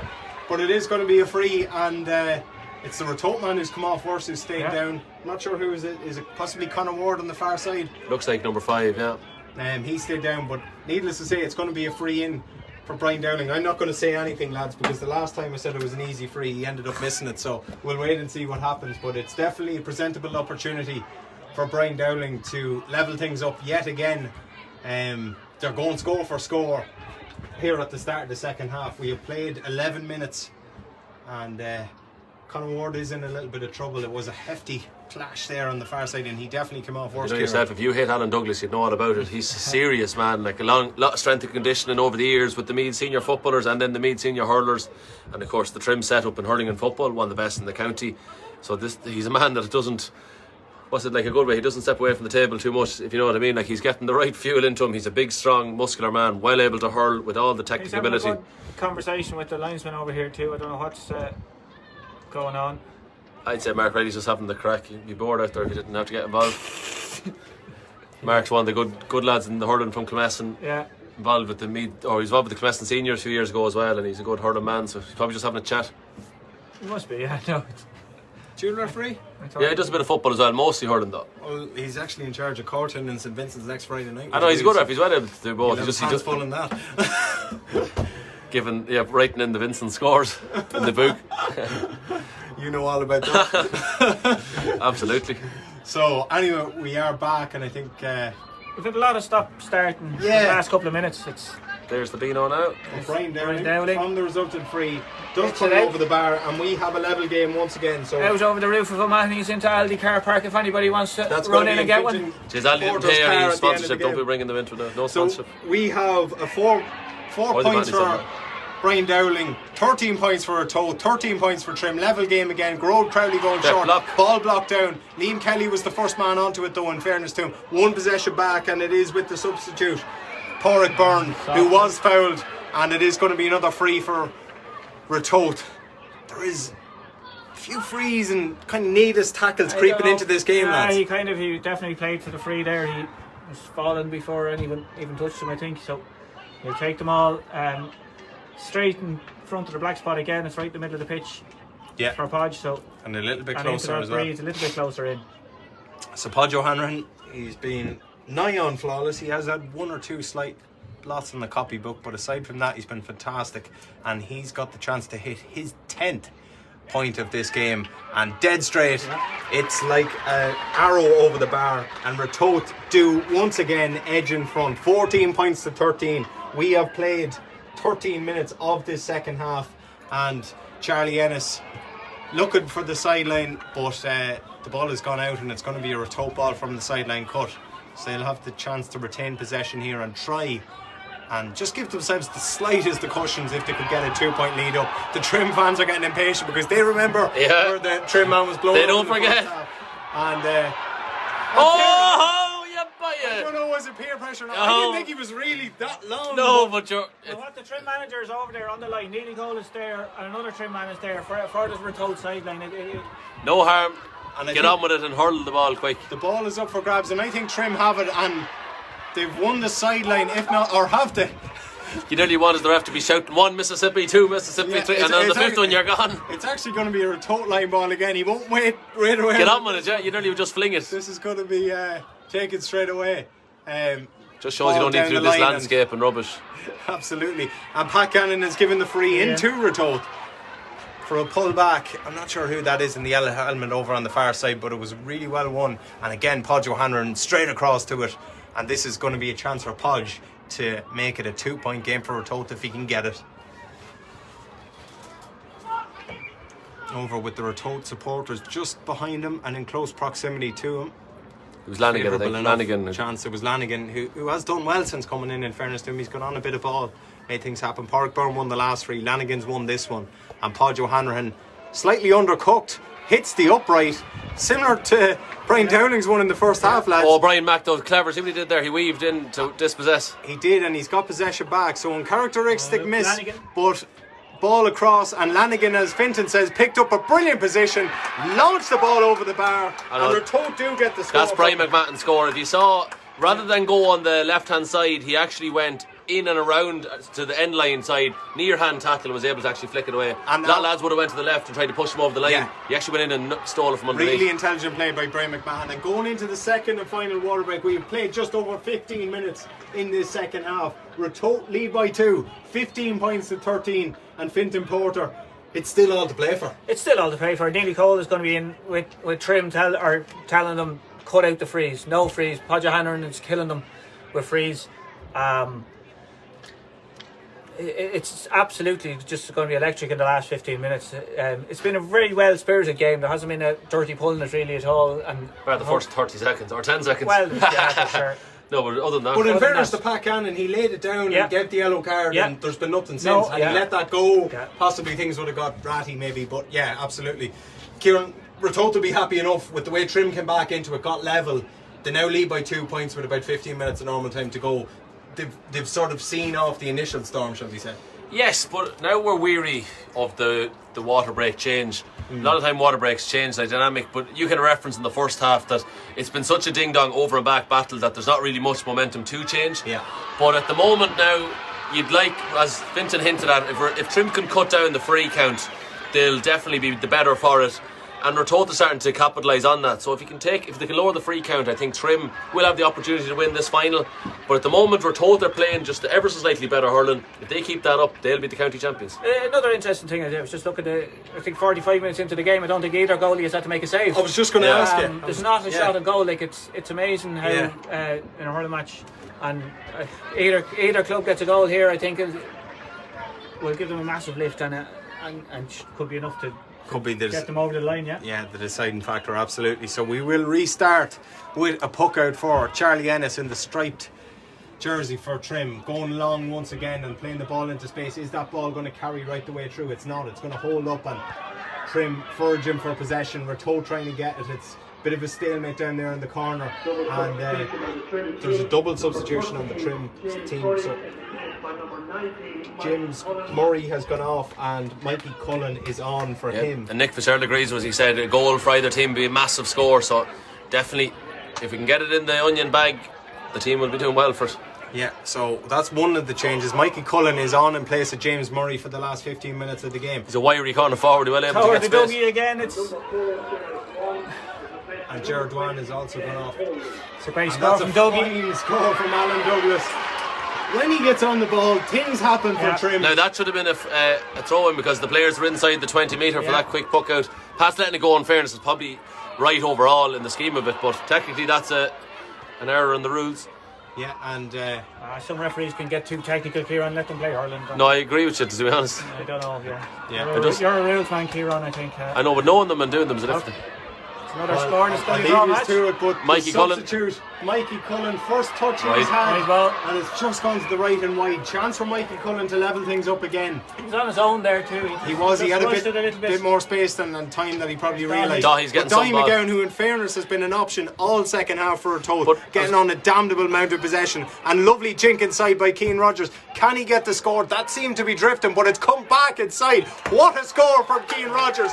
And just when Ratoath needed it, it's his first of the second half, fourth in all from play, and Ratoath now lead by Short 2 once puck again, out. 16 points to 14. Short puck out from Charlie Ennis, but rather rushed, and ball one back on the far side, ball coming down here on this side. They go up and contest with it with the substitute Jack Lanigan. He went up with Mikey Cole. Mikey Cole coming out with possession, long ball. It was meant, I think, for Ian Birmingham. In the end, it carried right through to that man Mikey Cullen, but he has fouled. No, it was David Murtagh got the last score then. It wasn't Mikey Cole. Number 18 got the score the first side, was it? No, it was wide. Or wide, but it was Murtagh, not Cole. Or Cullen even. But I was just making a point, Davey, on we've seen so many times that Toher and Douglas have joined up, and it's like how do you stop it? There's not really much you can do. It's the same way Dahi Mcgowan has won so many quick puckouts on this side. Sometimes you just have to acknowledge great players doing great things, and I don't know, what could you stop? Because every time James Toher gets, Douglas seems to be open. Every time Crowley has it. Well, the argument, I suppose, for Dahi's on this side here. For Trim would be to possibly try and put someone in the space here. But the only thing about that is because Crowley can hit it so fast and so far, if you start going zonally, he'll double up and there'll be an overload somewhere. So he could play it short. Yeah, it's a catch-22. Yeah, it's just so hard when you've good players who are doing good things like that. It's just impossible to mark them all, and that makes it so entertaining for us watching. Yeah, long, brilliant sideline cut yet again from James Toher, but Ratoath have possession back once again. And they're trying to take the sting out of this. That was a ball by Jack Mcgowan, the midfielder. Is it going to find his man? And it has. Cian Rogers once again. Goal chance inside if he sees it. Cian Rogers is going straight for goal. Nobody could get close to him at the minute. Cian Rogers, my word, what a score. He is having some game. Cian Rogers, he's got his 5th score for play. And Ratoath, the biggest lead that they've had in the second half, all of a sudden they lead by 3, 17 points to 14. What a fine individual score that was, Finton. Yeah, he's had 4 scores, 5 scores from play. Unbelievable. Unbelievable is right, unbelievable, Jeff. And Charlie Ennis again struggling to find his own man with the puck out through no fault of his own. That's the tactic to go long. That ball is long and it's dropping in and around the house. Charlie Ennis got a stick on it and did well, come out with it and sets up an attack in earnest again for Trim. He's found James Toher. Toher goes diagonal. It's worked a treat for Trim so far, but brilliant full back play, I think, by Ben Mcgowan that time, and that was a high tackle. Referee says there was nothing in it. It seemed to be a free, and looking for it was Pádraig Byrne. He's already won one, but they have possession back again through Cormac Butler. Butler goes back and recycles possession, and Dahi Mcgowan is the man trying to use his strength, physical attribute. Lovely turn inside. Podge O'Hanlon thought about the shot. Probably should have went with it in the end because he's ended up getting caught for possession, but it's still up for grabs. And Dahi Mcgowan going in there, but brilliant play by James Toher, strong as an ox to get possession out, but it's now found his man and it's come to the substitute again, Pádraig Byrne. He plays the ball inside, lovely take, lovely turn. It's that man, Cian Rogers, back in the net, And that could well be it. Vinton talked about the goal, if it was to come for anybody, it's come for the team that were already 3 points up. They now lead by 6, and he was the outstanding player on the pitch, and he's got the goal. What a finish, Vinton. Absolutely brilliant finish. 7 point game now. Keane Rogers, 6 point game, sorry. Keane Rogers has just been, in the last couple of minutes, it's just been winning so much ball. There's a brand new Man of the Match trophy this year, the Michael Harry O'Connor trophy, first year inaugural. It could be Rogers on the name, I think.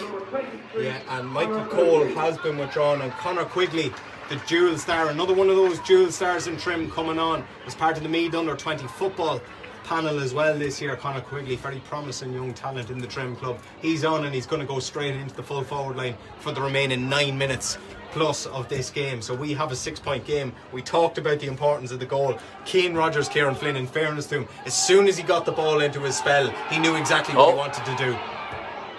Trying to say probably delaying is off the field, the injury. But probably Rogers, you see him in hurling and football, he's quite a wiry player. Like, you can see he does crazy things sometimes, and he does fabulous things, and that's the kind of player you ultimately need to win. It's a great score. Brian Dowling again with a free. But it just shows you when a lad like Rogers, when he clicks, he's wonderful to watch. He's so skillful, and he does the audacious things which you need in a county final to win. A much needed score for Trim. They have reduced the deficit to 5, and the Trim fans are ensuring that Garrod Crowley isn't taking his time. But by number 20, Niall McLaren. so Niall McGowan is great on. catch. Niall McLaren is on in place of Conor Ward. He did get that bang just a few minutes ago. The advantage is up. That was it. And the final effort coming in from the wing back for Yes, Trim. the score anyway. What a score that was from Diarmuid Higgins. It's his first score of the game. Trim have hit 2 in a row, and all of a sudden it's back to 4. Yeah. Dimmy Higgins, not a bad man to score a point when he gets the chance. And again, brilliant pick out from Garrod Crowley. This time it's Podge O'Hanlon playing it into space again. I think it's towards that man Keane Rogers. But right there in company was the cornerback for Trim, Kieran O'Rourke. Kieran O'Rourke coming out with it. Rides the challenge, plays it on to Conor Quigley, the second half substitute for Trim with the green helmet. Taking on his man. Tackling. Still going strong, Conor Quigley. Can he deliver? Brilliant block down. And was it carried out over the line? He's doing his utmost to keep it in, and he's done well, but he's lost possession eventually through Ben Mcgowan, who scoops it back out to Dahi Mcgowan. Dahi Mcgowan recycles it back. Ratoath play the ball down the line. Running onto it in space here is Bryony McMahon. Lovely play by Brian McMahon, but he ran into James Torr, a man you wouldn't want to run into too often. Long ball comes in. It's a dangerous ball as well, and it's taken. Pull. It's a chance. It's in the back of the net. We're struggling to see who came, but it was Cullen, a long was it? ball, and I think it could have been Cullen. It was the number 19 for Trim. It is Mikey Cullen, and he was the man to resurrect this Trim challenge again. 1 point game in Navan, lads. 117 to 116. Probably came from Quigley here on the line, being so what would you say, like brave to keep riding the challenges, keep it in the play, and then ultimately James Hoare with a massive tackle, and it came up the field, just a lump in. Sometimes you just have to dial the number and hopefully somebody answers, and Mikey Cullen answered the call. Yeah, and it seemed like Garrod Crowley had dived for the initial effort, and that could have been done for a frontal charge or possibly Let them at it. so the ball is still up for That's the possession. tone. Incredibly, we have a 1 point game. Only a couple of minutes ago there was 6 points between the sides after Keane Rogers had netted to the back of the net for Ratoath. They're rattled, but they're trying to get a score, and they need something. Can they get it? And they have to substitute here. Porrick Byrne. Oh, that was a overzealous challenge, shall we say, from Brian Dowling. Agricultural. Yes, absolutely. Chopped him. He is not the biggest of men, so to try and get him out of, send him off is the chant from the far side. Brian Dowling is walking. Is he in trouble here? That's the yellow It's a card. yellow card. It's not even a yellow card, no. Yeah, so, but it looked worse than it was, but I suppose the key thing at the end of that, lads, is that it is going to be a free to Ratoath and a chance for them to steady the ship here. Yeah, absolutely. After Ratoath got that goal, it looked nearly game over. It's just fantastic to see it back. The Ratoath where Ferna, something that's not allowed anymore, is on the field now causing her out, because you're not allowed to have the runner anymore. So the Trim man is saying you can't talk. Lads away. And he's saying job done. So back with the play, and Podge O'Hanrahan has a free lined up. It's going to be about 45 metres out by the time he strikes it, and we have 5 minutes left of normal time in this second half. Podge O'Hanrahan with the free. and he has got the score. So we have a 2-point game yet again. Ratoath 118, Trim 116, and it's still all to play for. Charlie Ennis going along with the puck out. He's drove it. That's a great ball. And once again, Ratoath didn't deal with the initial ball. Dara Kelly is verging for it. Trim are still in the mix. Can they get a shot away? But Ratoath, I think, have it. Dougie's gone to ground. Trim are furious. They want a free, but I think Ratoath are coming out with possession, or are they? It's still there. There's men hurling themselves at the ball. But in the end, I think it's Cian Kelly who's got possession for Ratoath, and he comes out with it to find Podge O'Hanlon. Good hit. Hit by Podge O'Hanlon to just brush his man aside. Long ball into space. Played down towards Brian McMahon, but for the umpteenth time in this game, James Tower is sweeping Brilliant. up, and he's won a free for Trim. Get her They down wanna and hit her get by. things moving again. 26 minutes on the clock. Ratoath still lead by 2. But Trim are giving as good as they're getting here, Kieran Flynn, and to their credit, unbelievable fight back. Serious physical confrontations out there. It's what we love to see in the game of hurling. It's always a phrase said before that football is for men and hurling is for heroes, and I think you're very much seeing that today. It's incredible collisions and some great stick work as James Hoare lands it in amongst the pigeons here in the square. Right in towards the house, and oh, what a take! I think was that Dara Kelly. Yeah. Absolutely unbelievable. No free. On the ground and free out. He says it's going to be a free out, and I think for that catch and that catch alone, lads, he deserves a free out. Nearly a call for a mark in hurling, dare I say it. I definitely don't want that rubbish in the hurling, but it just, you nearly deserve it, don't you, for that? Fantastic take by Dara Kelly under serious duress back there.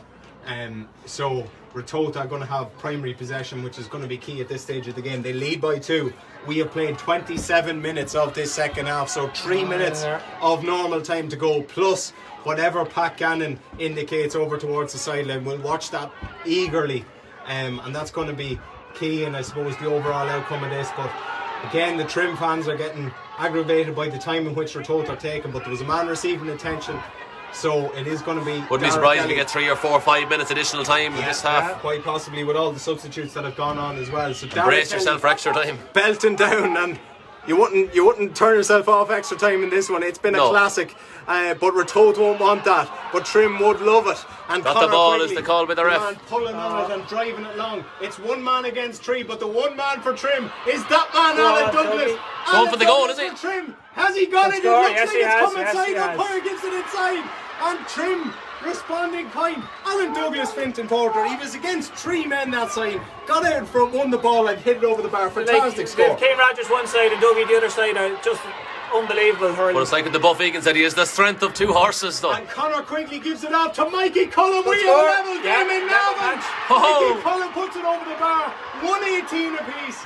And in fairness, lads, Conor Quigley's not long on the pitch, but he's made a key contribution here. Yeah, sometimes, isn't it kind of the modern take on it? You finish with your best team, a lot of cases, and Quigley has been excellent since he's come on. A real fresh impetus and a drive that was just starting to kind of meander out, but it's some great hurling here in Partolshin in the Ted Murtagh's Trim Senior Hurling Final. Another man who's been fantastic has been Mikey Cullen. He's got 1-1 off the bench, and Trim... The score, it's a draw match, 118 apiece, someone's asked there now. 118 apiece. We have played 29 minutes in this second half, and Ian Birmingham is the man lining up this sideline puck for Trim. They have all the impetus, they have all the momentum. Can they kick on and go on and claim an historic Jubilee? Long ball in by into Dougie again, but brilliantly blocked down. Mark Malloy was the man reaching for possession. Can he get something from this? He scoops it out to Dylan Farrell. Dylan Farrell for Trim. Is it going to carry? It's not. It's a wide, and Dylan Farrell can't add to his 2 first half points. Long ball from Garrod Crowley again. Eager to get things moving again. Ratoath needs something. Can they get it? Brian McMahon did well to get something on it. Ratoath coming forward in numbers. Chance for them here. There's a bit of an overlap.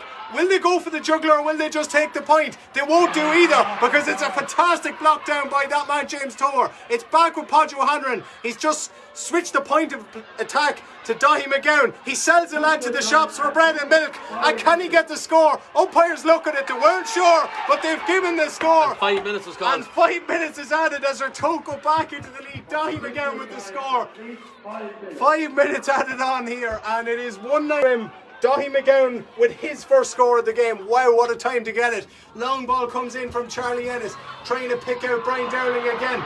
cleverly from Brian Dowling, lets it beat him, goes on to it again, ball across the field, might it work? It's that man Mikey Cullen, it almost carried to Conor Quigley, it has done eventually. Conor Quigley off the wrong side, can he get it? He hasn't struck that at all well, and it's going to harmlessly drop into the hands of Gerard Crowley. Mikey Cullen made a despairing dive to try and get a block on it. There's 3 men against 2 here, and the 3 men at Trim get possession with Sean McGee. Gets things moving again. Conor Quigley's hit that through. What a score from Conor Quigley! Absolutely brilliant. It's breathless stuff in Park Taunton. We have a level game once again.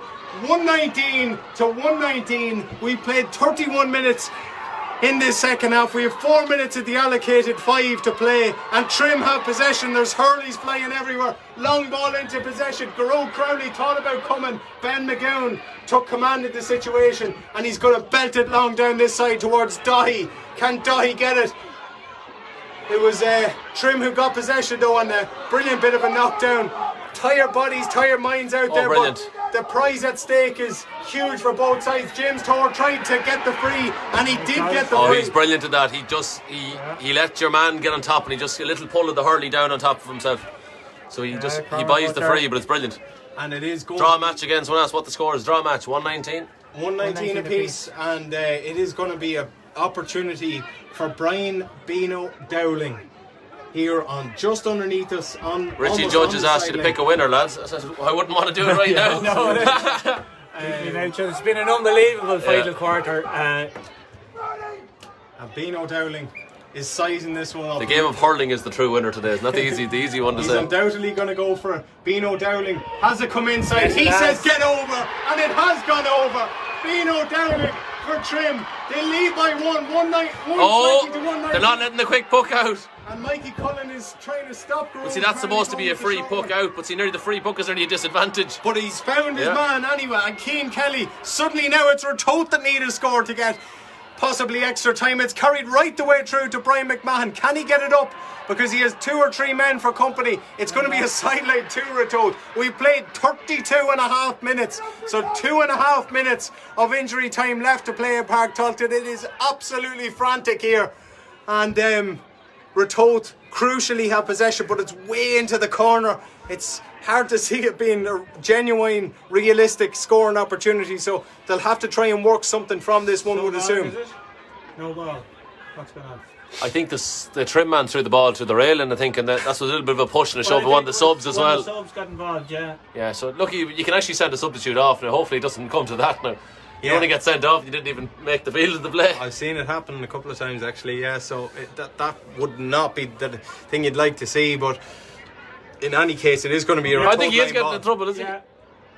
Yellow He's got a yellow, yeah. Oh no, the Trim man got the yellow. As he carried on his stretching. Or did the sub give the yellow? The sub got the yellow, I think, yeah. Oh, fair enough, you can get, because if he's just down stretching his hamstrings and he's got a yellow card now for his troubles. No. The man got the yellow. Podge? Could have been Podge or Hanrahan. Very hard to know. Not really sure. And is this ball going to be thrown in now all of a sudden? But he's lost the line ball for descent. Yeah, and it was going to be a Ratoath ball, so everything is ticking here all the time. It's 33. Well, hopefully the clock is stopped for all these antics. Well, I don't know. If they don't stop it for as long as it goes, it's... No, you always lose time. You'd expect another minute onto the allocated 5 anyway, you'd say, after that sort of stoppage. Ratoath do have it. Was it thrown? Free in. It's given us a free in, and Podge O'Hanlon is going to have the opportunity. He's missed a free from a similar enough position here in the second half. He's going to have the chance to level things up. We have played 34 minutes in this second half. It is Trim 120, Ratoath 119. A solitary point separates the sides after 75, 76, 77, 78 minutes of breathless hurling. But it's been brought into being a favourable position. Martin O'Halloran saying no patrons allowed. I don't think there'll be any patrons going out here. There'll be more game. I think we're looking at another 20 minutes possibly. But let's just wait and see. Podge O'Hanlon is the man. With not the a man in his way. At his oyster. They're supposed to be 20 metres away and they're not. Well, definitely not. But the Trim supporters shouting and roaring. But Podge O'Hanlon nails it over the bar. Ice in his veins. Blow it up, Pat. Blow it up. We have played almost 35 minutes. Blow it up. But one would suggest that there's a little bit more to go in this as Trim go long. Can they get the score they need? Ball lashed out from Ratoath. It's up for possession. It's well up for Pat. grab. But Pat Cannon has blown the full time whistle. Well done, Pat. Yeah, and finish on the day, so we could have penalties yet. So we are going to extra time in 2020 and trill a minute, I think it's fair to say. And just under the 35 minutes were played. So we're going to have 2 10-minute periods of extra time at the end of this. We have to charge the phone as well, so we're actually going to have to go outside with it now, because we've just in case, the last thing we want to do is have a senior final and the thing go. With 1,000 people watching. Yeah, absolutely. So we're just going out here beside us here. A new vantage point here in Park Taunton, and both teams are going to get a well-earned rest for a few minutes, and we are going to have 2 10-minute segments of additional or extra time as we just make some running repairs here to the equipment. We're just getting our full length. It's going to have to come closer to me. There.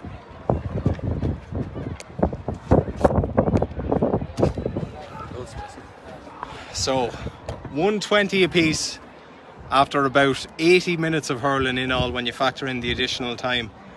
The sun is shining. It's a very hot day. It's going to be very hard to keep hurling in that for a lot of lads. Especially at that pace and that intensity. And it got quicker as the game went on as well. The last couple of the last 15 minutes was unbelievable. Yeah. Derek Kelly and James Tower, ball for ball, driving up and down. Keane Rogers, Dougie. And in fairness, Podge O'Hanlon, who was the man to get that deciding score, the levelling score, shall we say, he's hit, I make it 12 points out of Ratoath's 120. Did seem to stop when Trim stopped fouling. Keane Rogers started scoring, so it's hard to know whether you let Keane go or do you foul him and let Podge take the free. So. And you have to give great credit to Trim. They were 6 points down after that goal from Keane Rogers. They came back, got 2 quick fire points, and then the goal from Mikey Cullen. Look, you thought the game was over when Ratoath got the goal. You would have thought the game was over. There was, I think, about 10 minutes left, and they pulled out the biggest lead of the game. And Trim absolutely fantastic minutes before, 3 minutes, I think. So, brilliant hurling. Absolutely incredible. So it's still up for grabs here. We are going to have 20 minutes of extra time here, and if that's not sorted, then, as Kieran Flynn already said, we will have penalties to decide who will win the 2020 senior hurling final. Kieran, could you take the tension or the I think I could now. I think I actually really would love that. It'd be some finish to an absolutely exhilarating final. It's just entertainment personified, isn't it? It really is. It's got everything. It has goals. It has a major score, 120 apiece. That's fair scoring. Like I said, there could be nearly 40 points in this game, and I was bang on. I only picked a random number at my head, but it's bang on 40 points. So it's just showing you the 46. amount of. Yeah, but I mean, there was. 40 points hit. Yeah. Like it just shows the amount of scores is serious in senior hurling nowadays, and it has everything. It's had the big hits, it's had the pace, it's had everything you want in a Gaelic match. And a word for Pat Gannon, he's done an unbelievable job in letting the game flow, and that's really added to it. Everything within the rules, within the spirit of it. I think that's ultimately it. Pretty much all the players have played within the spirit as well, and it's just great stuff. We've nearly had up to 1,000 people nearly watching the game at one stage there. So, as Kieran says, it's great advertisement for Meath hurling. That's said, like maybe the likes of TG Carr and these should be streaming this game, or they should be the ones actually putting it on the telly. But we don't mind doing it for the crack, lads. It's good out entertainment for us too. Yeah, absolutely. And Kieran, am I right in saying that there can be 2? It's a new game essentially, so there can be 2. So anyone within the 30 panel can start now. So it'll be interesting to see. And yellow cards don't carry over. Okay. So the likes of Kieran Joyce, and they got the yellow card. It's all been scrubbed clean. Yeah. They're all scrubbed clean. So, and then within that, you're allowed to make 3 substitutions in extra time. Okay. So within the 30 panel, there's whatever 15 you want. Yeah, and they're just deciding. The toss has just taken place to decide who's playing where in the first half, and I suppose that would be significant because we did see it in the second half. That breeze was definitely a factor, and it did aid Trim, and it looked as if they'd timed their run to perfection. But full credit to Podge O'Hanlon, he nailed the free when it mattered most to get Ratoath extra time. And the teams are just about getting ready to go, and it is going to be Trim once again playing with that breeze. So they are going to play with the breeze at their backs in the first half of extra time. Ratoath will have it at the second half, but wow, yeah, what a game. And we've just about caught our breath. And I mean, Fintan, there was a comment in there on Facebook about a great advert or great advertisement for Meath hurling, and you'd have to agree based on what we've seen. Yeah, absolutely, it's unbelievable. It's sort of a quick say hello to Shay and Sean O'Donnell who were watching in as well, so hello to them. Who's going to predict? Not me. 20 Draw. minutes of hurling. You'd be a brave man to predict this game after all we've seen. So have we any changes? There's probably loads. We were just saying there could be. It's impossible. Yeah, but we will start off with Pat Gannon and we'll try our best to keep you updated Far on from the who's middle on of the field here, and too, who's for the off. throw-in. Yeah. Yes, and Aoife says we nearly had 889 viewers at one point. Unbelievable game and great commentary. So you're welcome and thank you very much. So we are back underway in the senior hurling final from 2020, played in 2021. Trim going right on the attack. Alan Douglas playing inside. Dougie for Trim. Yes. He's got a point. So Trim right back in on the ascendancy. Alan Douglas hits his 5th point from play of the game and he puts Trim ahead 121 to 120. Garrod Crowley going long but finding nobody in particular, and it's taken in by the substitute for Trim, Conor Quigley, who's had a brilliant impact in this second half when he's come on. He's contributed a point, but he's done so much more than that. Garrod Crowley again trying to find his man. Lovely bit of stick work that time by David Murtagh. David Murtagh cuts inside. They like it on the far side, and why wouldn't they? And a fist pump as well by David Murtagh. A wonderful score, and Trim. Oh, because of the injury, Crowley's not been allowed. No, so Luke Moran. Huh? The first player to see. Is it actually?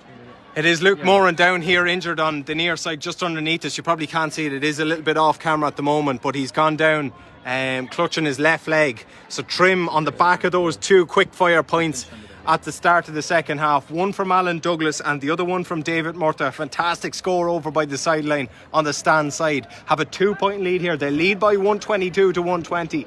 And Ratoath, again, against that breeze, are up against it, and it's the onus is on them now to respond. But Luke Moran, the fullback for Trim, rather concerningly, is under a little bit of pressure. Yeah, he's had quite a few. Yeah, and over the last couple of years he has, so it's really affected him both in terms of football and hurling. It seems to be an ankle complaint, and he's actually going to have to be taken off. And that's terrible just after you lose one of your 3 subs so early on as well. Yeah, and he is a key protagonist for Mikey Cole's men, but he's going to have to be withdrawn now at the start of this extra time. So Trim will need to make an adjustment fairly soon, and we'll just wait to see who's coming on the far side for Trim. Is it going to be a player that was on already, or is it going to be a fresh pair of legs? We shall see.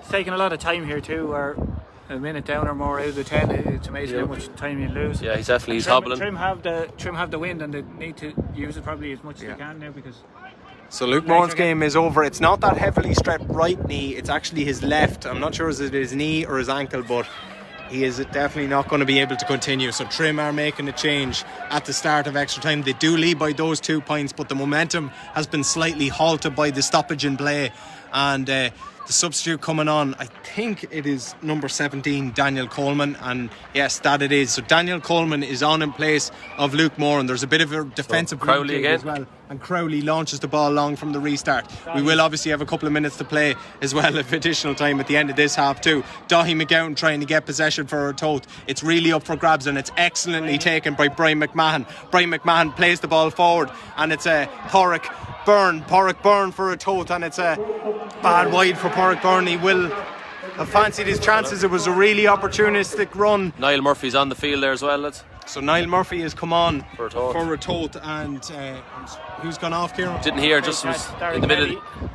Just Darragh Kelly taking a brilliant catch and trying to play that man straight in on the possession, but the ball is spilled loose, and once again James Toher is the man getting possession on it. He's had a unbelievable game at centre back for Trim, and there's an advantage being played, and just confirmation of that change for Luke Moran. He's still below us here watching.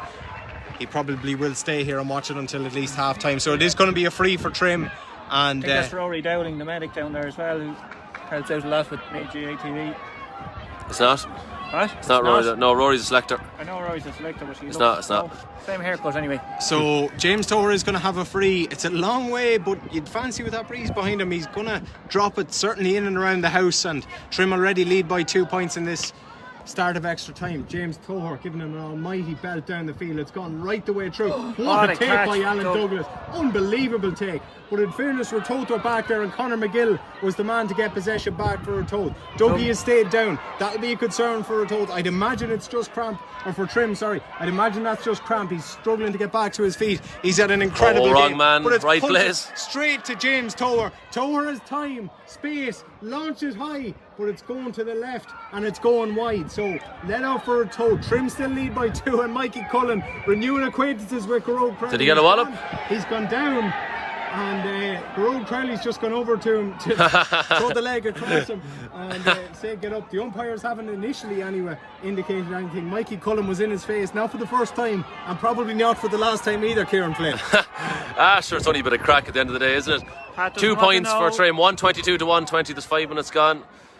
But he says helmet off, which is always a tactic in hurling. If you take your helmet off, the ref is kind of duty bound to make sure you're safe, and you have to put it back on. Well, so Douglas lying injured on the pitch as well here. Yeah, it's a dangerous position actually where Dougie's injured too. If Yeah. the ball lands in there. Well, he's not. Well, it's not going to be obviously carried on until he does get back up. But he would be a massive loss after them just losing Luke Moore at the start of extra time, to lose a player like Alan Douglas, who's been so influential, as we said already. He's got 5 terrific points from playing this game.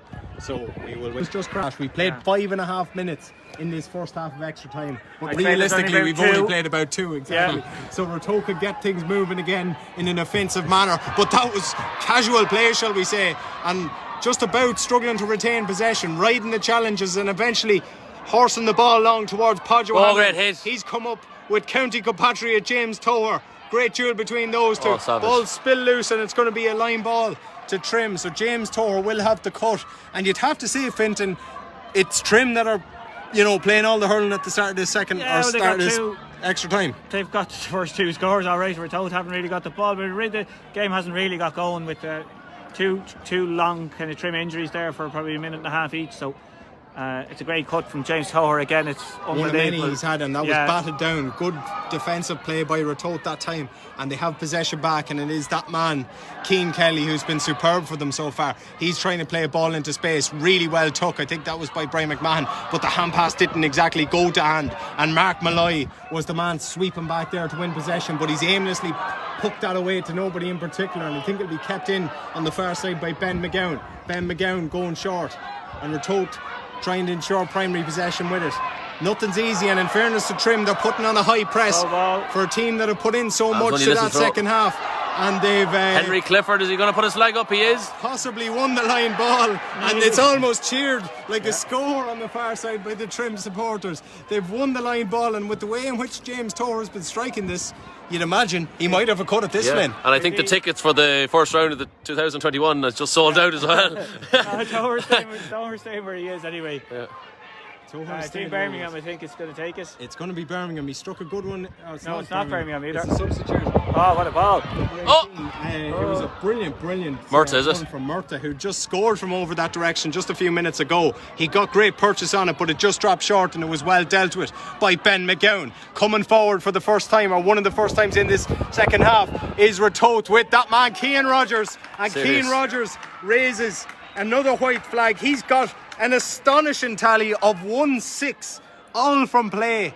What a performance. Quick one down the wing. Rogers. There's a point between the sides here, and that's gone out for a Ratoath line ball. 122 to Trim, 121 to Ratoath, and we've got 2 minutes of normal time left to play in this first half of extra time. Fintan Porter. Yeah, it was a great ball in from Jack Lanigan to Cian Rogers there to get the score. Lanigan, he's done really well as well since he's been introduced. Yeah, and Luke Moore down here, you're feeling every emotion. He just, I think he's eager to nearly run onto the pitch.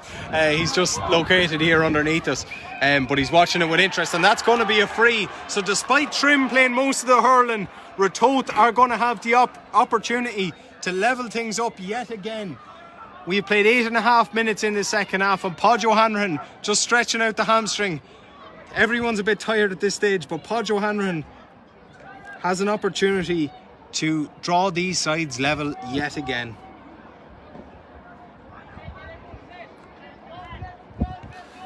Podjo Hanrahan for Ratoath. He's got 12 points already out of Ratoath's tally of 121. Can he make it 13 and level things up again? You bet he can. Podjo Hanrahan, cool as a breeze, drops the ball 2 minutes nonchalantly over the bar, and we're going to have 2 minutes. Now we still have 1 minute of normal time left to play, so realistically you're probably looking at closer to 3 minutes as that ball went right the way through. And Conor McGill, brilliant play from him. It had to be, because had he not got that in possession, Trim would have had another genuine goal scoring opportunity. So we are going to restart with Dara Kelly hitting this free, and he's going to drive it up towards Mcgowan who's come looking for it, but he switched the point of attack to the far side where that man Jack Lanigan was reaching out for, but didn't get possession. And it's going to be a line ball on the far side to Trim. We are just about to enter those 2 minutes of injury time, and well, it's still incredible stuff here. 122 apiece. There's still no separating them after almost 100 minutes of hurling, and by the end of it we will have played over 100 minutes of hurling. So line ball to Trim, one in which James Toher I think is going to get when the sliotar does arrive back at his feet. Not sure what the hold up is on the far side, lads. Interference from outside. Yeah, Henry Clifford is over talking to Pat Gannon, so we'll wait to see what. But again, it always happens, the sidelines are quite quiet at the start, and as the game progresses. And Ratoath fans are applauding, so I would suggest this ball is going to be thrown in by Pat Gannon. I'm not sure what went on. No, over in the too many far side. bodies and too many bibs and all sorts to see. Too many cooks. Ball is thrown Chiefs in. and Indians and all that, or Cowboys anyway. Definitely. So Trim do have possession, so they'll say justice was done. And Conor Quigley, who had a great performance when he came on, strike at another one. Has he got this one? No. Conor Quigley, Unlucky. just Trim. Oh, is the free? Hold on, Pat blew the Wide. whistle. And was Pat Gannon playing an advantage? It looks as if he's going to go back for a Trim free because they're calling for Bit of a possession. high tackle, wasn't it? It was, and good opportune play by Conor Quigley to get the shot away, knowing that he had the advantage, and the free would be pulled back if he didn't get the score. But there's men dropping left, right and centre here with cramps. Well, we could see Ratoath's puck out there. For after that, like Greg Cowley hit it out to Niall Murphy was on his own there, like he's unmarked. Trim have to be aware of the quick puck outs. Yeah, it's coming ferociously fast though. It is, JT has the ball though, James Toher. And dead straight in front of the post, but it is a long way out. But wind assisted James Toher, you'd imagine distance won't be a problem, and it's not. And he's hit that dead and true. My word, what a score by James Toher. And Trim edge in front once again. 123 Quick one again, this to call. 122. We have played 11 and a half minutes in the second half, so this will be the last play of an exhilarating first half of extra time for Ratoath. Can they get a score? Keane Rogers over the shoulder. If that drops over, that would be fantastic, but it's just dropped to the left and it's dropped wide. So 123 to 122, and you'd imagine when Charlie Ennis pucks this out, Pat Gannon will call a halt, and that he does. Trim lead by a point, but they had the aid of the breeze in that first half. Is it going to be enough a point advantage for Fintan Porter? Who knows? Who knows? Who knows? The game will go to penalties if it's a draw after 10 minutes. So it's first county final ever, I would think. Possibly, yeah, because of the delay from last year. I don't think it was part of the plan last year. I think it was a replay if it was 2020. Yeah. But I think this year, because of the fact that next year's championships are starting next week, it is finished on the day. So, I think there'll be half of us will be finished on the day of dying to heart attacks, I think. Yeah, so 123 to Trim, 122 to Ratoath, 1 point between the sides of extra time left to play, in which Ratoath will have the aid of the breeze. They do seem to be, I'm going to say, the fitter side, because I've noticed a few Trim players going down with cramp. I haven't seen any Ratoath players come back. They have shuffled their deck as well, so Charlie Ennis is eventually getting back to base, and by the time he gets to that huddle, Fintan Porter, I'd say, will be back out and ready to rock for the second half. It's Charlie has puck out, so no, it's not. It's a throw in. It'll be a throw in again for half time. Yeah, absolutely. Not a water break. No. Sorry, you're getting mixed up with everything. No, it is like a water break. That's what it feels like. Yeah. But it is half time, so we will have a throw in. Nick Fitzgerald, former Meath hurling manager, said fitness going to tell big time. Absolutely, I'd be interested to say which way Nick Fitz feels this game will go, but it's Ratoath look to have the more fitness. Ratoath they do. Trim have more lads going down injured with cramps and stuff They like do, that. but So pure, I suppose, doggedness and brute force and ignorance might just get them over the line. It's an impossible. There's call. a fantastic atmosphere in Park Tulton. I know it's a limited enough crowd, but brilliant passion and colour and noise coming from the stand on the far side. And we are almost ready to get going for the second half of extra time. Henry Clifford coming over this side for his second time in the game. He wouldn't have expected that. What a game it's been. And he's going to get a drink of water, well deserved. Henry, of course, is a guard in Trim actually. Yeah. So. Good guy is Henry, another dual referee as well. Plenty of them emerging in the Royal County nowadays. So we are going to start off with Pat Gannon throwing the ball in the middle of the field. And obviously possession going to be crucial from the start. We've seen Trim getting possession straight off the bat in the first and getting a score from it. Can Ratoath do something similar and reply in kind? Trim lead by a point, 123 to 122. But once again, Trim winning possession from the restart, and they're eager to get moving in an offensive sense again. Held out on the hurl. That's brilliant. No changes, Kieran Ennis asked. No changes, no subs were announced to us at the minute. No subs yet. Conor McGill doing brilliantly. Long ball played into space. Oh, what a take! brilliant. My word, what a take! It's that man Keane Rogers over the shoulder again. That's the score today. Look no further. Keane Rogers has levelled things up again. Quinton Porter. It doesn't get much better than that. No. That's a man-of-the-match performance from Keane Rogers, and if Ratoath win it, You're giving away. You're giving away who you're voting for. Well, I now. can't vote anyway now. It's thank God we don't have to pick them today. So Absolutely, exactly. So, but Keane Rogers has definitely put his hand up. That was a fantastic score. Brilliant take, brilliant effort over the shoulder. Level game, 123 apiece. Trim have possession, and here is James Toher. First time ball, lovely ball into space. It's Brian Dowling, or it's not Brian Dowling, it's Mikey Cullen in fact. Mikey Cullen over the shoulder. Is it going to come inside? It isn't. It's just dropped to the left. The hand, Pat wide, Gannon has the I hand think. up. But Pat Gannon was playing an advantage for something he spotted in there. And Could be telling him 65 either. Oh, potentially, yes. And Yeah. I think that could well be the call, Kieran Flynn. Yeah, the umpires now have indicated for that. In fairness to Pat, he was beside the And that's ball, twice so- he's done that yeah. now, so he's been well up with the play. but it's very hard if you're an umpire at times to see who got Yeah. last connection on the ball. And If the it's faintest of coming from touches, it, yeah. So it is going to be a 65, which Brian Dowling is across to take. It is dead straight, almost dead straight in front of the posts. So very presentable opportunity against that breeze, albeit. 2 minutes, just coming up in 2 minutes of. Yeah, and we time gone. still the level game. Brian Dowling hasn't hit that at all well. Only dribbles. And yeah, it's tripled down, but it's still up for possession. Oh, And silly. Mikey Cullen winning the possession. And in fairness to Mikey Cullen, lads, he's given a brilliant contribution as well. Yeah, Quigley and Cullen have been doing. That was mentioned in the comments there. They've had a great positive contribution. As I said to you, sometimes it's the team that finishes is the one you want to be strongest, and those two guys debatably should be starting. But I think that's what you need to win senior championships. It's no good having 10 or so good lads. You need 15 plus, nearly 20 good lads. Yeah, absolutely. So it is going to be. Is it Alan Douglas? Possibly is the man? Douglas is just asking a question. Douglas is going to take it, is he? Yeah, it looks like it's going to be Alan Douglas to hit the free. There's a trim man down receiving Bino, is it? attention, No, and I couldn't can be. only imagine. No, I don't. Is it Bino? Down receiving Yeah, attention it in the is, middle It of is, the that's field. why maybe Douglas is not as soon taking as he it. struck that ball, he went down. So Yeah, He might so have twisted possibly. something as he hit. And he is just getting back to his feet. Does he want the free, or is he's in no real fit state to take it? So Alan Douglas will have to do the needful here from the resultant free. It's like the He's goal just games. The standing over. fella closest the free takes it. Alan Douglas already got 5 points from play, and you can add a point from a free to that tally. He's after killing someone in the hospital there. He's after- Absolutely, that's landed fast in the poke morgue. out I again. think. Look at this ball, it's in. Too fast. Slow down, Grove. We keep up with you. Brilliant And a tower. take from James Toher.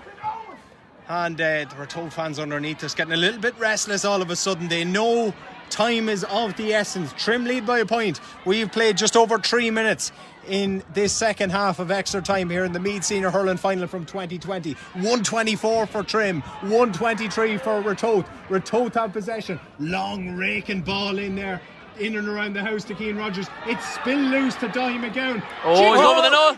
Mcgowan, oh, No, the good whistle ball. was gone. Whistle was Whistle blown. had gone. The whistle was long gone, in fairness. Did he give a free in or out? Or Out. He's giving it out. Free out. And that'll really hit Ratoath hard, because Yeah. there was a genuine goal scoring opportunity for Dahi Mcgowan. He cut inside, but as the lads had said, the whistle had already been blown. So 4 minutes into the start of the second He's half, made a big run. and Charlie Ennis has Intercepted. not exactly hit his man with the ball, but the ball was really sloppily given away by Ratoath there, and Trim have it back once again, and it's the hard working Diarmuid Higgins on the far side getting it across. Can they switch the point of the attack? It is a nice ball inside, but once again Ratoath manfully defending and getting possession out, and it's the substitute who's given a valuable contribution, Pádraig Byrne, who almost got caught in possession, but Oh, it's a lot of manages to scooping, recycle isn't it? A lot of scooping, a lot of shoveling, but they managed to just about get away with it. And Keane Kelly coming out with it, and again possession is A lot of difficult fatigue to out there, come a lot of by. fatigue out Lot there. of fatigue. Keane Kelly jinking inside. That's nice play through the hands. Keane Kelly, is it there for Trim though? And it looks to be. Can they get possession back? Ratoath are still battling for it. Nothing is easy at this stage of the game, and you can Tower understand. again. Tired Oh. minds, tired bodies. Referee get up. Pat Cannon said get up. So the boys reckon he's I think he's say what else. Yeah. Jim sub. Tower did hit the ground. Brian Dowling, as a result of that injury, has had to go off, and Cole Mikey is Cole, who was already withdrawn, has come back onto the field to play the remaining 5 minutes plus injury time, and there's another cramp on the far side. Men are dropping like flies. Yeah. Dino Dowling's barely able to walk off the pitch, but he's got a hero's reception. What a performance by Bino. He's given his all for Trim. He's done all he can. Can his teammates get him over the line? They lead by 1, but we're not quite sure what the decision here is. It going to be a free into Ratoath for simulation, or possibly over carrying? To feign foul or injury to gain an advantage. That's your rule. I wonder. I thought James was injured or was fouled. Yeah, I didn't think he feigned foul or injury now, to be honest. I think he got a hard out hit, so But Pat Cannon had the best view Pat of seemed the to just lot. tell him to get up. And so. he did seem to tell him to get up. So one would suggest that potentially this is going to be a Ratoath ball. It looks like a Donny throw in, McGowan. isn't It's a it? throw in. It looks like a throw in, yeah. So it's going to be a throw-in. Incredible. We played 6 minutes of, and again it's been stop-start, so possibly there will be minutes to be added at the end of this. It's like a game of American football or something, nearly. Absolutely, yeah. With all the commercials in between.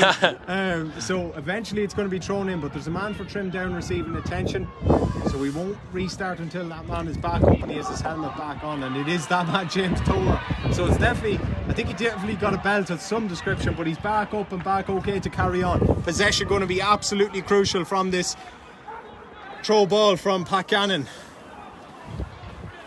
1 point between the sides, 124 to 123, and Trim have it. And it is the substitute for Trim coming out with Cullen, was it? Mikey Cullen, but he's given the ball away. Danger. Raffled inside. Men going for possession. Dahi McGowan is going to be the man to get it. Can he get a score? He's got Trim men all over him. Dahi McGowan with the effort, but it's gone to the left and it's gone wide. So 7 minutes are gone in the second half. Trim still hold the narrowest of leads, 124 to 123. And Charlie Ennis, crucially, has possession from the puck out for Trim. Ennis elects to go long, and he launches it long into the evening sky. What a lovely day it's been, and thankfully for that, Dara Kelly has got the ball for Ratoath, and he plays a long, lovely diagonal ball. And it's that man, Keane Rogers. If ever there's a man you want on possession, it is Keane Rogers. But this one has been undercooked, and he's dropped it wide on the near side. 8 minutes gone. Ratoath have created chances for them. Missed 2 there now. Dahi and Keane have missed 2, so they could rue those chances. They could indeed. Charlie Ennis with the puck out, changes tack, goes the far side. Can Trim a better try with that? They can't, but it looks like Ratoath have it. They were appealing for a free, but it's going to be their ball in any such case, and ball recycled into the middle of the field. They thought about another hand pass, but there was a breakdown of communications yet again, and Trim are going to retain possession here with the wing half back for Trim. That was Sean McGee, or was it not? No, it was Kieran O'Rourke, the corner back. Ball played into space, edging towards the sideline. Mikey Cullen with the effort. Is it going to hang on? I don't think it is. So that's a wide for Trim. Cullen has the hands on his head. Isn't it mad how a game, it's been such a fast pace, it's nearly just stumbling over the line at this stage. It is, but we Who will still survive? to play. Dahi McGowan cutting inside. Surely an opportunity for Ratoath. Brilliant block down that time by the substitute. He's only on the pitch a couple of minutes. Daniel Coleman did ever so well, but Ratoath have it back, and the final effort coming in. Keane Rogers. Oh! By Keane Rogers, and we have a level game. 9 minutes. Blow it into up, the Pat. second half. Blow it up. 124 apiece. Are we going to penalties, lads? 1 minute. Well, hopefully we'll confirm it at the end. I think it's penalties, but if it's extra time, all the better. It's nearly, the crack is so good now, you take, Anthony. Second. No, there's no more extra time anyway, for sure, to be sure. There's another change for Ratoath coming onto the pitches. Number 22, Sean Johnston. He's come on for Shawnee the Johnson. closing minutes here. Shawnee Johnson, the hurler from Kildare. I don't think it's him, but Ratoath have a chance maybe to snatch it. Final effort coming in. Is it dropping over? Oh, batted! Short. It probably was taken from over the Oh. crossbar. It's come back out to Keane Rogers. Brilliant. No better man, no better man. Oh, that's another terraces. Ratoath lead this They'll be dancing at the crossroads. 25 to 124. I think We have 1960. a matter of seconds to go here in normal time, but we would suggest there could be a couple of minutes of injury. A knee time to injury play. there. And Trim have possession with James James Doher. Doher, and they're going to have a free. Huge free Well, given holy God. by Pat Cannon. My word, we played the 10 minutes. Keane Rogers looked to have won it for Ratoath. What a fine individual performance he's given. But we'll now wait to see how many minutes are going to be added. And the Trim, Beano's not on to take the free, so will Douglas take it? it'll be Douglas or Toher. Toher struck a couple. Douglas has hit one as well, but it seems to be Toher to eye this one up. Wow. Wow was right. It's unbelievable. It's Unbelievable stuff. It's just superb hurling. So we're going to find out, I think, how many minutes are added. We have played 40 seconds of the allocated minutes. Blown up is The right, Ratoath isn't it? men are calling for it to be blown up, but I don't think it'll be blown up This is before this animals free to be is done for taken. cruelty to animals, I think, with the exhaustion of some of these lads out Yeah. on the pitch. So At least the German coach not here to bait one of them. That's what. Can Trim hang on and get a score here to possibly take this game to penalties? My word. Dougie is lining up to take this. It's going to be Alan Douglas. Sure, it's only a game, lads. Don't be getting too worked up. Oh, Say he's that. saying it doesn't actually go to penalties. I don't think they can take it. Can we take it? Can the players take it? Who knows? Alan Douglas is the man Douglas, standing this is over a- the free. Midway between the 45 and 65. Alan Douglas for Trim. Has he got the score? It seemed to be tailing off. Snowball, the umpire. Oh, the umpire's He's put it given up. it. He's given it. Ratoath wanted it wide, but the umpire has given it. It's a quick bucket already. Is it come? Yeah, it's out already. We play on. Load up, Alan Pat. Douglas Load up, had Pat. equalised. They're calling for it to be blown up, but Trim have possession. won another goal and of it's shoveled on towards Alan Douglas. He's hit it high into the evening sky. Alan Has it Douglas gone over the bar? for Trim. Oh, what a score! Word. Dougie, there's over 1,000 people watching. And Alan Douglas, has he won the Jubilee for Trim? They have possession again. Jubilation. It's jubilation for Trim. They have possession. Toher Oh. fires long. Is it going to anybody in particular? It's up! It's up! all over. It's up! Trim have won. My word. Unbelievable. What seeds in Navan? Ratoath are crestfallen. Alan They're Douglas, on their what a knees. hero! Alan Douglas was the man to come up. He struck the free. He got possession from the next point and he put it over the bar from all of probably 80 or 90 Oh. yards against the breeze. The contrast of emotions here fit to Porter. You see the Ratoath players, they're crestfallen, they're on their knees, Have they're to on their be. hands. Trim are delighted. My word, nobody deserved to lose that. No. I like when Keane Rogers got that last point, you think the game was over. Dougie, lucky free, or not a lucky free, but just that foul and the free and the final point from Douglas was unbelievable. The scoring in the last half was just But fantastic. it's just such bravery from Douglas to take over the frees at the end as well. That's not an easy thing to do. Took over the free, scored it, and then Douglas, what an absolutely incredible score to win a county final. That has just blown my mind. Insane ability. Steve. I from think Alan it's Douglas. a fair way to win a county final. Then go Yeah. to penalties and pressure on a goalie, a little bit of a touch, a bad strike. Two unbelievable teams. So we're going to go over to the presentation area. So we're carrying it across. So we're just going to lift it out. So just don't be worried if you're off to the quality for a second. You're all right there, David.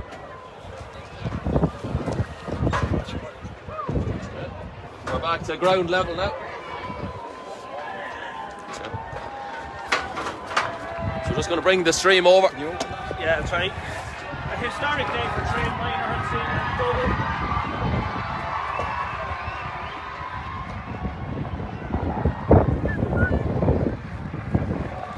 You go ahead of me, Finton.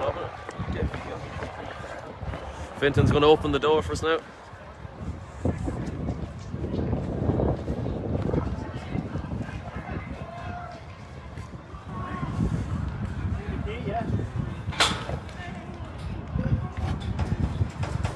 But Finton opened it from the other side, so we can go down and around.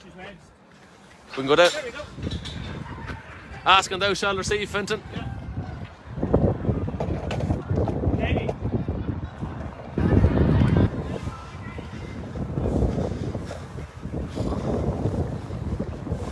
So the man of the match announcement, etc., will all be done now as we head over.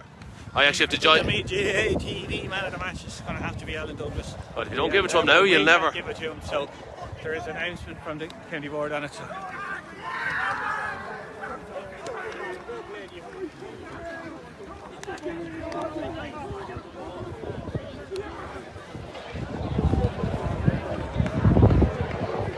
So we're just bringing the camera over to the presentation area.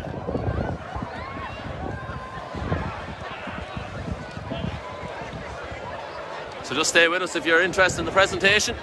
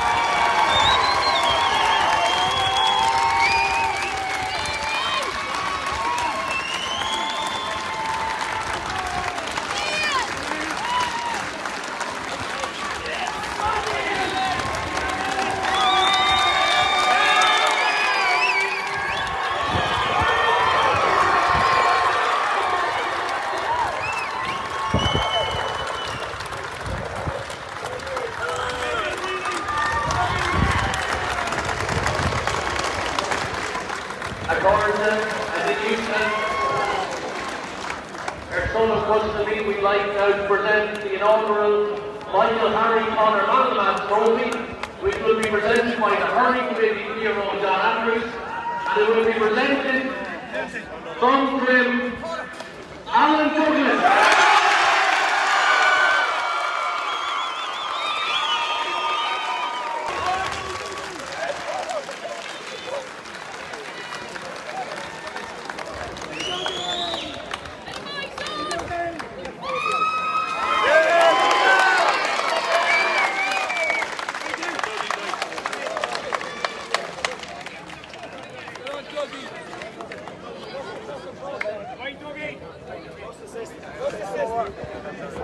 And then to welcome to the presentation area the hero of the Hurling Committee, Martin O'Halloran, our sponsor from Ted Murtagh's Clothing and Footwear Courtesy, Ted Murtagh, and our captain of the Trim Hurling team, which is also Alan Douglas. So first I'm going to hand you over now with a big round of applause to the winning captain, Alan Douglas.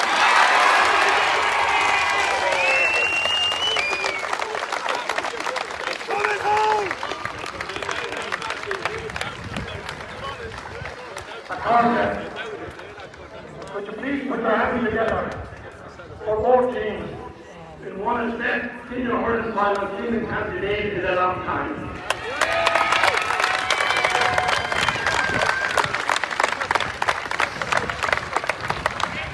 Today we see everything that is good about big hurling. The been a long time since the semi-final last year. And I want to thank both of us for the contribution over the last year to all our club teams, to our inter-county teams, and I know there's another big game coming up this week where a number of you are involved, both with Toast and Trim. So I wish the lads every success against Derry on Wednesday night in the All-Ireland final in Newry.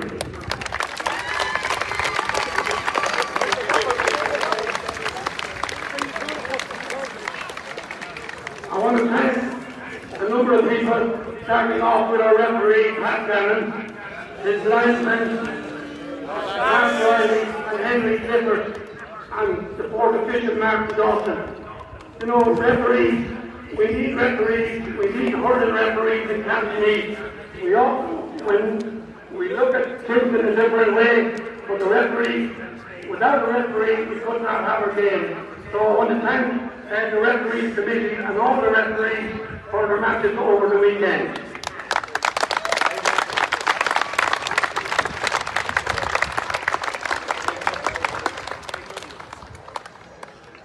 To our sponsor, I suppose he doesn't really need any introduction around South Meath. I say he's been waiting 12 years to present this cup.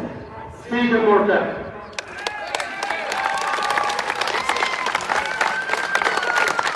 Stephen himself was a fantastic hurler. I think he won 8 or 9 senior hurling medals with Trent, no pressure on anybody.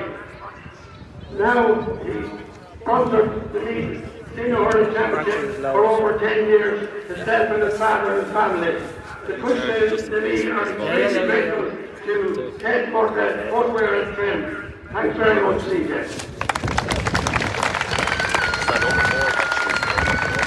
Yeah, I know. I'd just like also to thank, as you noticed with the nice colour programme today, these things are fairly difficult to produce. I want to thank Kieran Flynn on the PR committee for producing the fine colour programme. Thanks a lot, Kieran.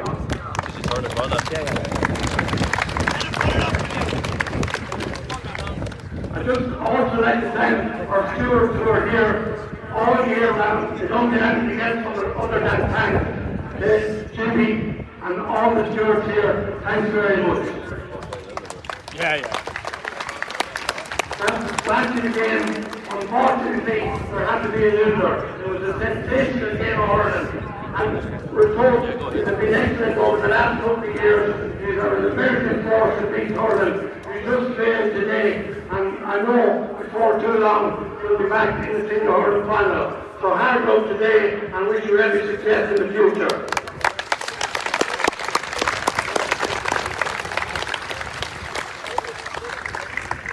And the 20-year wait is over.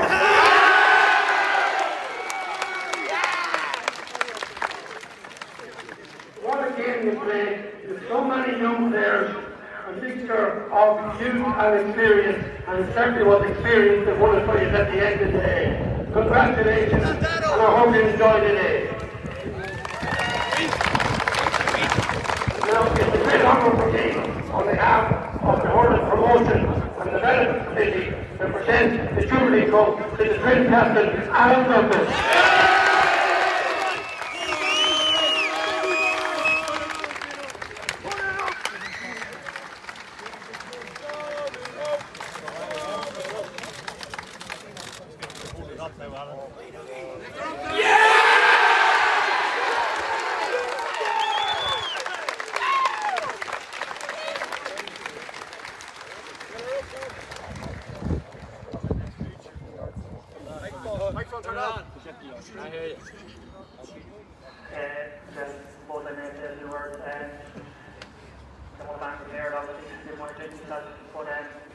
First and foremost, I'd like to federation to meet here, ourselves here a couple of times. Not an easy place for me, and nothing nice from the day now to make that any better for this, but as Martin said, we're an emerging force to meet Hurling. There's a lot to meet Hurling, so I've no doubt about it. In the next couple of years, you will be up here, you will have your day. So just a round of applause for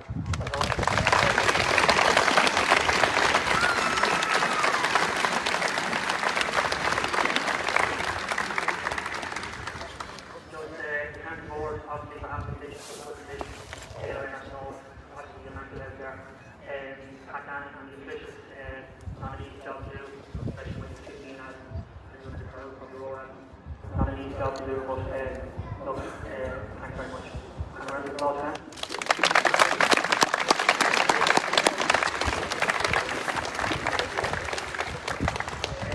I'd also like to just thank our own club here, lads, for looking after us every year. Don't want to mention sponsors, you know, there's so many sponsors, we don't want to forget about. Thanks very much again to the leader and exercise for Smile. I do believe they're all kids out there ready to go, so thanks very much for the club.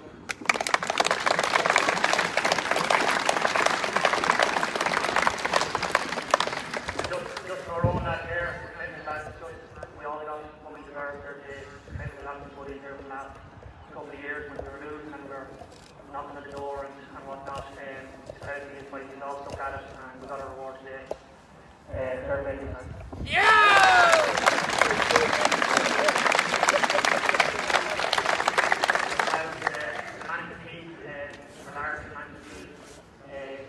Mark, Gerard, obviously, the lab,